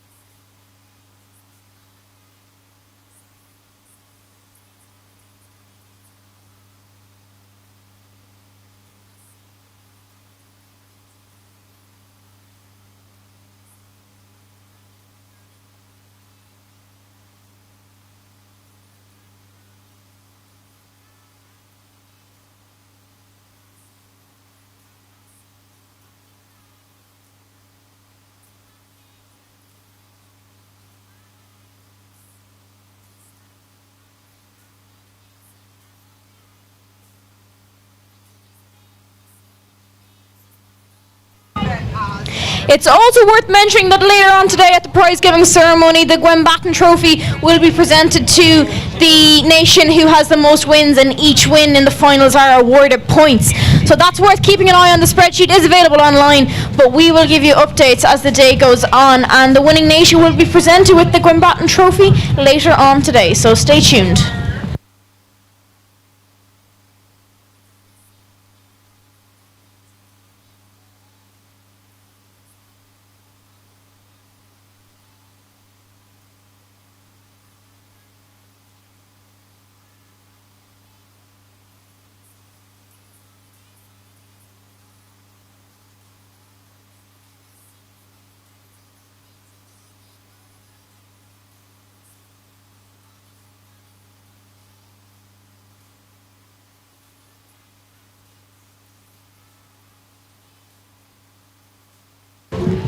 One minute, boats on the water.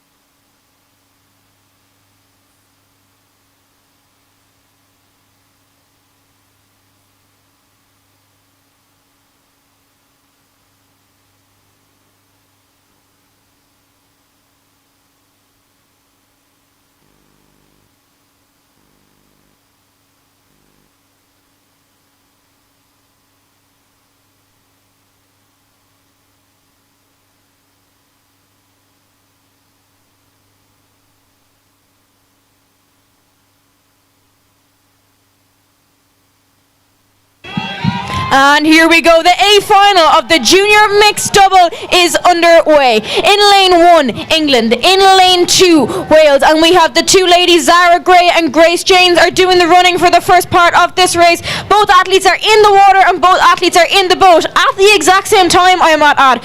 First strokes, I'm going to say were taken by England, but there is nothing in between these two crews at the minute. This is the gold medal match for the junior mixed double sculls here at the Home International Beach Sprint Regatta. Some tough waves hitting the crews in the first 10 or 20 strokes of this race, but both seem to be doing well. The Welsh crew out there in lane 2, they are, I'm actually going to say the English crew in lane 1 seem to be leading this one out, but I'm only going to give them about half a length. As I said earlier, this English crew at the Scottish Four Nations, they won silver in this very combination only last month, so they've raced together, they know the drill. There's going to be very little communication needed because they're just going to be so in sync, and I'm going to give them about a length and a half's lead over the Welsh crew who are in lane 2. All crews are safely around the first buoy and safely around the second buoy. Now it's time to start thinking about the hairpin bend that they have to contend with in about 80 metres time. As I said earlier, there is some rough conditions. There is a strong, it's gone back around kind of to a cross headwind on the way out, and then it'll be a cross tail on the way in. But all athletes are dealing with this very, very well. I'm still looking over at that English crew out there in lane 1. Zara Gray, who's sitting in the stroke seat, she was up here beside me a minute ago doing the running. She won this event last year. She knows what it's like. She's been here before. She knows what it takes. She's done the training, and now she's here in Donegal at the Home International Beach Sprint Regatta, and she's having a go at it again. And it is in fact the English crew with Gray in it that has gone around the hairpin bend first and has their bow facing for home. The Welsh crew are not far behind, I'll tell you though. I'm gonna give them about 3 or 4 lengths, but it's all to play for, as we saw in the B final a couple of moments ago. So yes, it's the English crew in lane 1 seem to be leading this one out, then followed by Wales as they make their way in towards the beach. The 2 girls that were standing in front of me here only 2 or 3 minutes ago, they shook hands before they start and both said best of luck, and here they are now battling it out, battling each other, but also battling the waves and the wind, and hopefully trying to get it to work with them. I'm still looking at the English crew in lane 1. They seem to be leading this one out. Quick look over the right shoulder from the English crew, but the Welsh are also having a bit of a comeback. This is the joys of beach sprint. The Welsh need to watch their line now as they come into the beach. Boat handlers running all over the place. They need to keep an eye on the current. They need to keep an eye on the waves. The English crew seem to have come into the beach at a better angle and are going to hit the beach around about now. The English sculler is on his feet and he is running. The Welsh sculler is now on his feet and he is running, but the Welsh sculler has a longer run to go, and the English sculler is up around the flag. He's up at the finishing line and the buzzer is gone. The English sculler has crossed the line first. The Welsh sculler just coming around the bend, and up he comes for the junior mixed double. He's going to finish second, but it is in fact the English crew that have finished first and won the gold medal in the junior mixed double.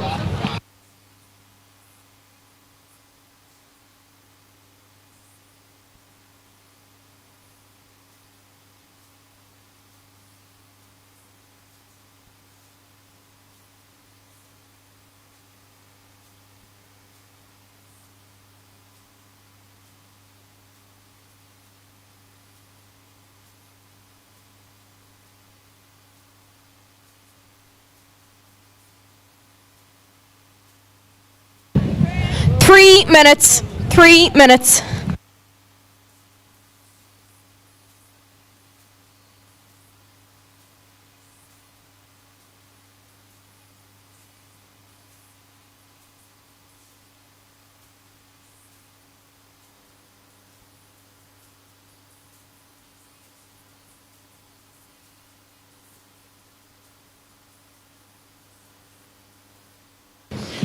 And beside me now, I have the winners of the junior mixed double, Valen and Zara. Valen, I'll come to you first. How was the race? Was there any sort of a race plan, or what were you thinking? Race plan was short strokes out there, long strokes back, and if there was a wave, just let it go by. There's no point trying to take it, just spin out. Stay in the boat. Stay in the boat, always a good plan. And can I ask conditions? What's it like out there? I know from here it looks a bit rough, but for you that was out there, what's it like? Out there it's really rough. I mean, you look at it at the beach and you go, yeah, that's rough, but you're out on the water and you're just constantly moving up and down. There was just kind of no break in them, really. Well, I have to say you both did very, very well and made it look easy. This is Valen and Zara, who've just won the junior mixed double. Well done, guys. Thank you.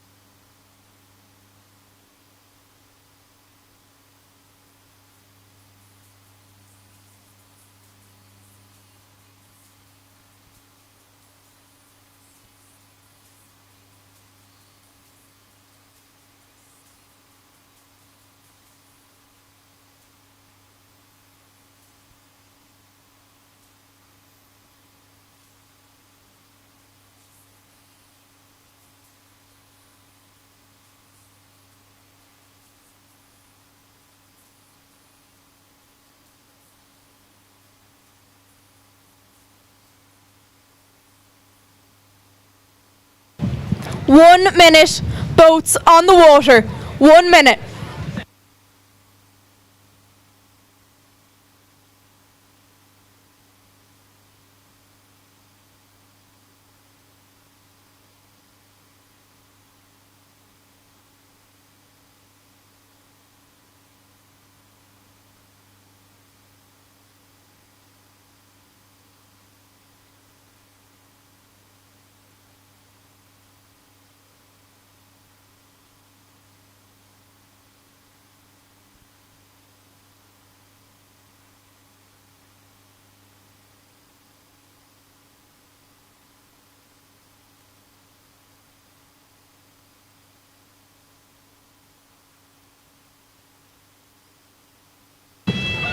And we are off in the first semi-final of the under-23 mixed double. In lane 1 we have Wales, and in lane 2 we have Ireland. There were two ladies standing here beside me earlier, or 2 seconds ago actually, Siobhan Lorden of Ireland and Natasha Phillips of Wales. They're both well on their way down. They're actually in the boats now. First strokes have been taken. I'm going to give first strokes to Wales, but Ireland are followed very, very quickly behind that as they make their way out. It's worth noting both crews have the women in the stern and the men in the bow, so it depends which way you're going to do in terms of weight, doesn't it? But here we go, they're out onto the water.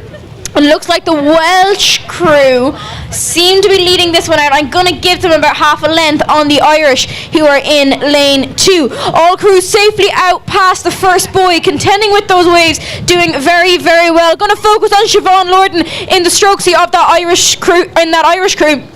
She was at Europeans in 2024 in the quad, and let's see, can she put that expertise to good test here at the Home Internationals Regatta. Both those athletes in the Irish crew are from Kilmacsymon Rowing Club in Cork, so they're representing both their clubs and their country here today. They have the Irish one piece on them today, but let's look over at that Welsh boat. Natasha Phillips, who's in the stroke seats, she's had success on in the international flatwater circuit as well, and here she is in the beach sprints. I'm going to say she is leading this semi-final along with her doubles partner Adam Richard in this first semi-final of the under-23 mixed doubles. So yes, it seems to be the Welsh crew who seem to have got to that hairpin bend first. They're taking a slightly closer route. They have less water to cover. I could say Irish crew just coming up on that turn now, but they are further away from that buoy, so they could have left themselves a bit more work, but who knows. The Welsh crew is now straight and heading back in towards the shore. The Irish crew are halfway through their hairpin bend, and they are going to be straight around about now, and the Welsh crew is already on their way back in. It's worth mentioning as well Adam Richard, who is sitting in the bow seat, originally from Warrington Rowing Club, but at Holmes in 2025 on the flatwater circuit. He won a gold, so he's used to these Home Internationals Regatta, and now he's trying at hand at beach sprints, and he is leading this semi-final along with his doubles partner Natasha Phillips. They're making their way in. They've gone past the second buoy and are now approaching the last buoy before they come into the shore. Irish double have made up some ground, but I don't know if it's going to be enough. They're definitely upping the rate and have shorter strokes, but coming into the beach, it's looking like the Welsh crew over in lane 1 seem to be leading this one out. They're trying to keep their bow up out of the water. I think they've just managed to get a wave that's going to bring them nicely into the beach if they can keep their bow out of the water high enough.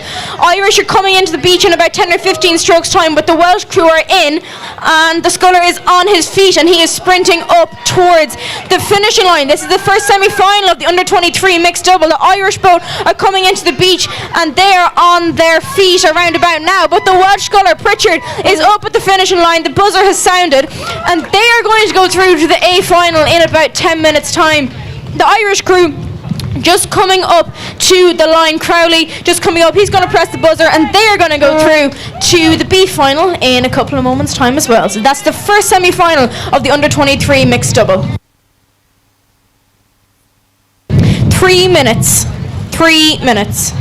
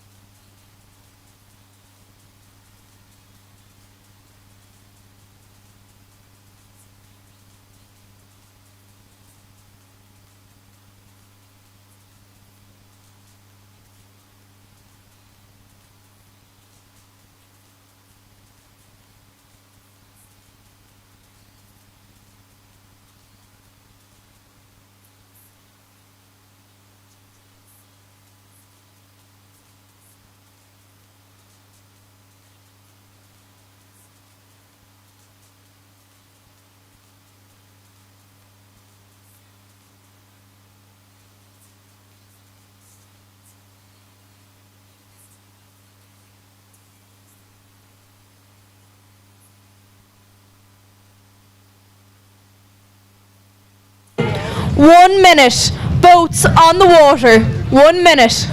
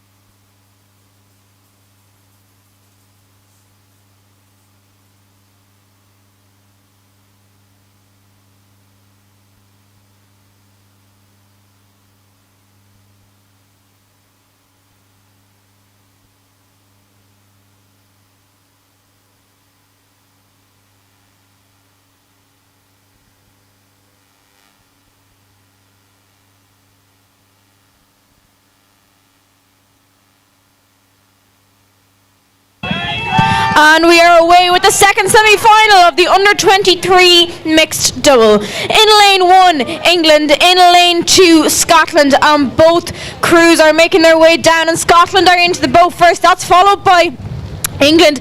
Loki of England was up here 2 seconds ago, and she's now into the boat. And Harry Bissett of Scotland was also up here, but he got into the boat first, and the first strokes were in fact taken by Scotland, and they are well away now. These waves are challenging, and these waves are getting bigger, and they're getting more frequent, but thanks to the boat handlers, they're keeping them on track, and all athletes are dealing with the conditions very, very well with experience, and making it look ever so easy, I might say, from standing here. But making their way out the course, approaching the first buoy, is the Scottish crew, McCallum and Bissett. They're making their way out towards the first buoy. They seem to be leading this one out, but the English crew have also caught up with them. A lot of pedigree in that English boat. Tom Walker, he made his debut at the Group 4GB at the European Championships in 2024 and picked up a bronze medal. Not bad for your debut. He's sitting in the bow seat, and Caitlin Coakley, who was standing here on the start line a minute ago, she had an amazing race at the British Beach Sprint Championships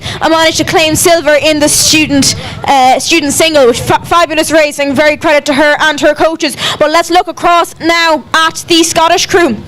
They're doing very, very well as well. Harry Bissett, who was in front of me a second ago on the start line, he won gold in the single at the British Beach Sprint Championships as well. So a lot of pedigree in a lot of these boats, coming from a lot of different places, and well done to them, a credit to them, their coaches, their clubs. But most importantly, let's look at the race going on in front of us. Both boats are out at the hairpin bend. I'm going to say the English crew seem to be going around that bend first, followed closely then by the Scottish. They have just started their turn, digging their stroke side blades in. I'm going to say the English crew seem to have gotten straight first. They're on their way back in. Their bow is pointing towards the shore. Scotland are also at the same thing. Their bow is pointed straight back in. Let's see, can they use the currents? Can they use the waves? Can they use the wind to get them back in to the shore as quickly as efficiently as possible? The English crew on the left-hand side out there in lane 1 seem to be taking a slightly longer route. There is a strong wind coming from their stroke side, pushing them over. However, the Scottish boat going back over the other way. This is one of the joys of beach sprints. There's a lot to concentrate on, a lot to contend with. The English are leaving themselves with a little bit of a longer sprint to contend with when they get back up onto the beach. So they're going to be mindful of that. The Scottish are also on their way, and they're going to have a shorter sprint. So if the Scottish can manage to pull up a couple of a length or two, they may have a race on our hands. But England look like they're going to hit the beach first, and then about a length back to the Scottish crew in lane 2. But England have about 2 strokes to go before they hit the beach. Scottish seem to be caught in a bit of dead water, and now they have a wave with the English crew, are up on their feet, and Tom Walker is doing the sprinting for England. They're on their feet. The Scottish girl is on her feet. Natasha Phillips, she is up. She is sprinting. Isla Callum is on her feet, but it's going to be England. It's going to be Tom Walker who crosses the line, and he's going to qualify his crew for the A final later on. And Isla McCallum is also across the line. They're going to race the B final in a couple of moments' time, and that is the semi-finals of the under-23 mixed doubles, all safely home.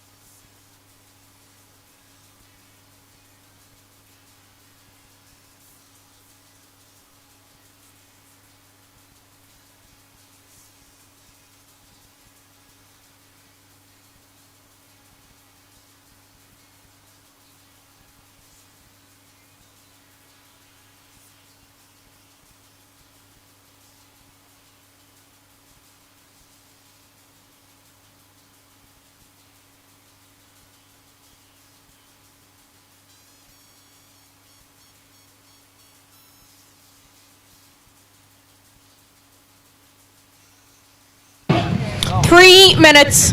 3 minutes.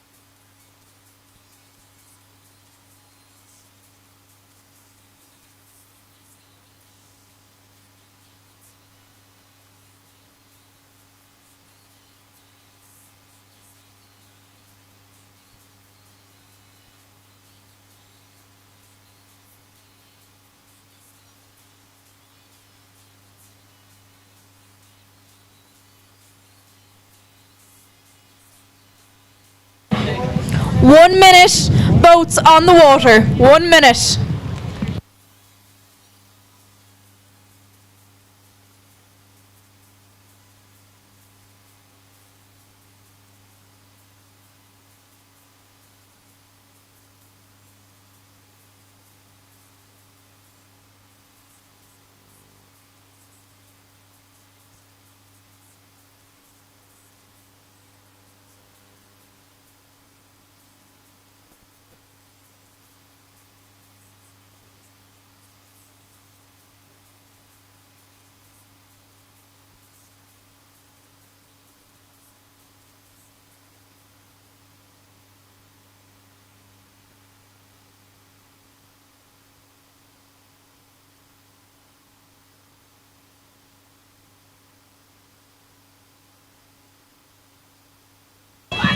And we are underway in the B final of the under-23 mixed double. In lane 1, Ireland. In lane 2, Scotland. And up here beside me only a couple of seconds ago was Lorden of Ireland. She did the running for the first half, and Bitten of Scotland, he did the running as well. First strokes went to the Scottish crew. Good push off there by the boat handlers for the Scottish.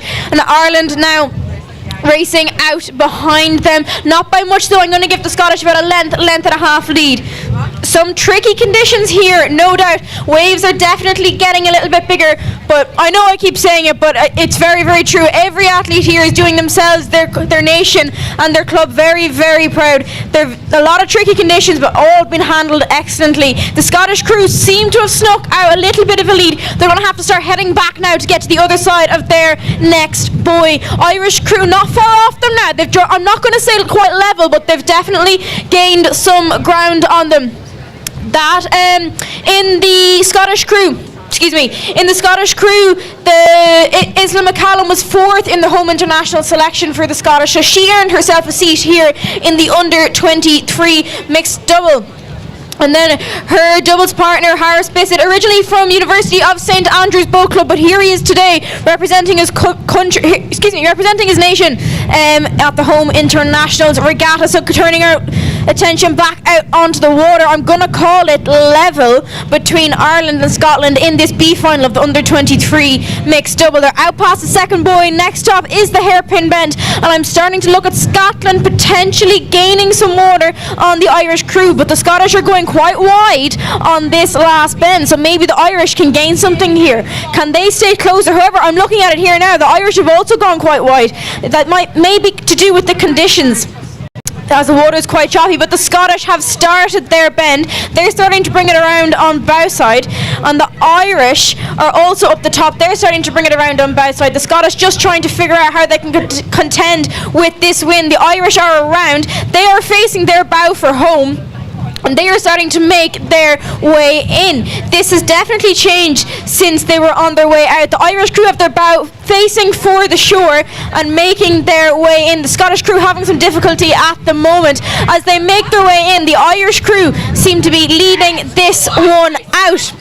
That's Lorden and Crowley in the green of Ireland. Then we're looking over at McCallum and Bissett from Scotland. They're trailing behind slightly, starting to draw ever more level. But let's look over at the Irish crew. They seem to be leading this one out. Can they, with the waves, can they time it right? Can they time it with the currents? It's going to be Aidan Crowley who jumps out of this boat first to see can they get up to the line before the Scottish crew. The Irish crew caught on some dead water at the moment, but can they time it right? Can they keep their bow out of the water and keep up off the waves? Scotland coming back slightly. We may have to look and see what happened there at that buoy at the end at the hairpin bend, but let's look back at the Irish crew. Quick look over the left shoulder there from the bowman Crowley. See where he is in relation to the beach, but they need to keep their bow out of the water if this wave is going to help them. Looking back at the Scottish crew, seeing this is going to be level enough. Irish crew is coming into the line. I think they're going to hit the sand first. Here comes Crowley of Ireland. Crowley is on the beach. So is Isla McCallum of Scotland. They're sprinting up the beach. Crowley, look to the left. Crowley has passed the flag. Scotland has passed the flag. It's going to be 1-2. Crowley is going to come in and win the B final for Ireland. That is followed by Isla McCallum from Scotland. Plenty of shouts from the crowd, and that's only the B final. Well done. Handshakes all around, and that is the B final of the under-23 mixed double safely home.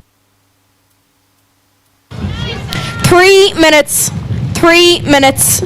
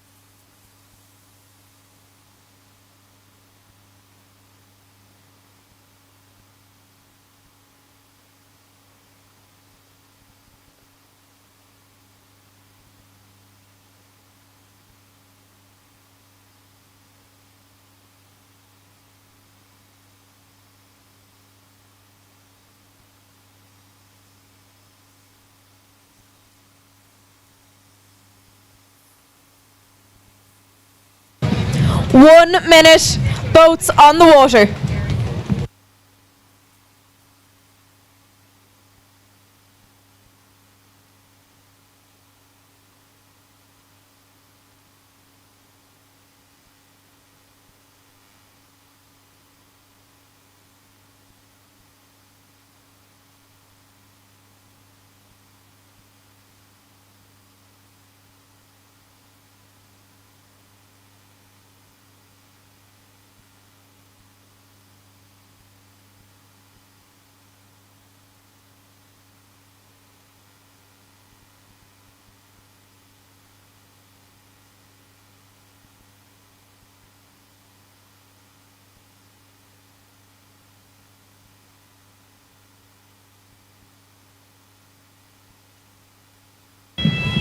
And we are away in the A final of the under-23 mixed double. In lane 1 we have Wales, and in lane 2 we have England. It was Caitlin Lockey and Natasha Phillips that were up here on the start line, get ready for their sprint, and it looks like the English crew seem to be getting away first. They're in the boat and they have taken their first strokes, followed quickly by the Welsh crew. Phillips and Pritchard there in the Welsh crew making their way out towards the first buoy. Lockie and Walker for England, they're out there in lane 2. Lockie got a silver at the British, a silver in an amazing race at the British Coastal Championships in the student single. Let's just see what she can do here in the stroke seat. Looking back over, these conditions are challenging. It looks like the English crew seem to have crept out to a bit of a lead here. The conditions are proving quite difficult for the Welsh crew, but they're back moving now. They're the right side of that buoy and all is good. Looking back over at England out in lane 2, they're doing very, very well, keeping calm and keeping loose. As we heard earlier, that seems to be the secret in these tough conditions. Just do what you can. Welsh crew out in lane 1, just starting to turn their bow now to get around this second buoy. The English crew seem to have done that quite well. They're up at the second buoy already, making their way out towards the hairpin bend. Tom Walker sitting in the bow seat for England. He's going to be doing the running in a couple of minutes time when they get back into the beach. Same with Adam Pritchard there for Wales. He's going to be doing the running once they get back in, having complete the hairpin bend and got back in towards the beach. But let's take a look at England. They're in lane 2. They seem to be leading this one out. Following slightly behind then is Wales, but this is beach sprint rowing. Anything can happen, we all know that. The English crew are up at the hairpin bend, I'd say in about 15 strokes time. They look like they've done this quite wide, so that may leave them with extra work to do, or it may work out for them. Who knows? With the currents, they're reading the water. Let's see what they can do. Let's look over then at the Welsh crew in lane 1. They're just up at the hairpin bend. They're going to start their turning manoeuvre around about now. The English crew are pretty much straight. They'll be straight and they're going to start moving. Now the English crew are on the move back in. Welsh crew still completing that hairpin bend, but the English are on the way back. Tom Walker in the bow seat, Caitlin Lockie in the stroke seat. Let's see what they can do in the last 250 metres before they return back to the beach. Welsh crew over there in lane 1 taking a slightly longer route back, going slightly wider over onto bow side. That wind is not helping. It's more of a direct tailwind now on the way back in. That's going to kick up some waves as well. Let's see how they deal with them. Looking back over at England in lane 2, they're doing very, very well. Gone through the second buoy. Next stop is the last buoy, and then they're going to come straight into the beach. The Welsh crew have definitely made up some water. I have to say they're a lot more level than they were. England, a little bit of steering, but they're okay. They're managing to keep it up. Let's look back over at Wales out in lane 1. They seem to be doing well as they worked a little bit of difficulty there from the English crew. Let's see what they can do. Looking back over Wales, look over the right shoulder there from the Welsh crew. This is beach sprint. You never know what can happen. Look to the right there from the Welsh crew. See what they can do. Can they make up ground? England are back moving again. England are going to have the longer run on the sand. Let's see what we can do. The Welsh crew are back and the bowman is on the sand and he's on his feet. The English crew are just coming into the beach. I think Wales may just have this in the bag. They're up. The Englishman is on his feet, but he's got too much to run. It's going to be Wales. It is Tom Walker making his way up the sand, and he's going to press that buzzer first. He's going to win that for his nation, England, and Wales is just up, and Adam Pritchard is going to take second in the A final. So that's England. Tom Walker and Caitlin Lockie take the win in the under-23 mixed double.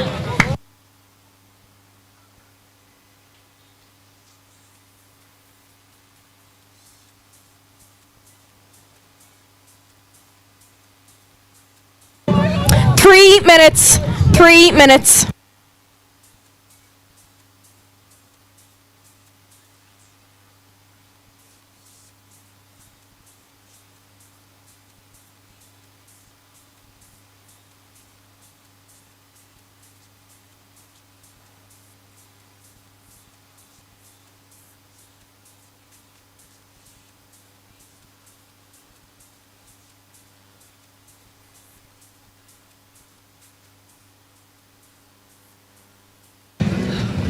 And beside me, I have Tash and Adam, who've just won the double for Wales. Well, guys, like I have to say, tricky conditions. Talk me through the race. What went on through your minds? Oh, I'm lost for words. I've never ever been in this position before, and this is probably the worst conditions I've ever rode in. I've only been doing beach sprints for about 2 months now, and honestly, it's one of the best experiences I've ever had. It was amazing. That's great to hear. And what did you, when you were coming in towards the beach, what was going through your head? Because there was a lot going on in that race. Honestly, I was just like, don't give up. I was like, on the left lane, don't give up. But like, we were racing, I was racing against all my friends. I'd done GB with them. They're really close, and so like, I didn't really care about the result. I was just having fun. Exactly, and that's the main thing, having fun. Well done, guys, and congratulations. Thank you very much. Thank you.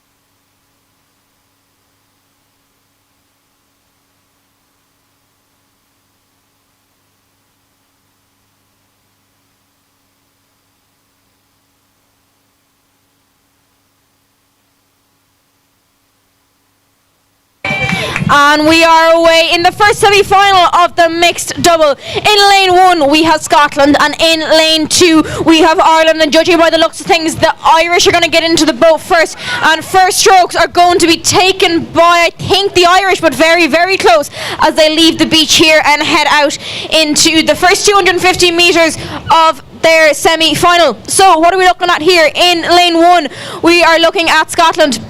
Mitchell and Marshall are racing this one. Mitchell from University of St Andrews and Marshall also from University of St Andrews, so credit to that boat club for getting them both to the home international regatta representing Scotland. Now looking over at lane 2, it's Moylan and Doon, both from Wicklow Rowing Club. They're doing very, very well.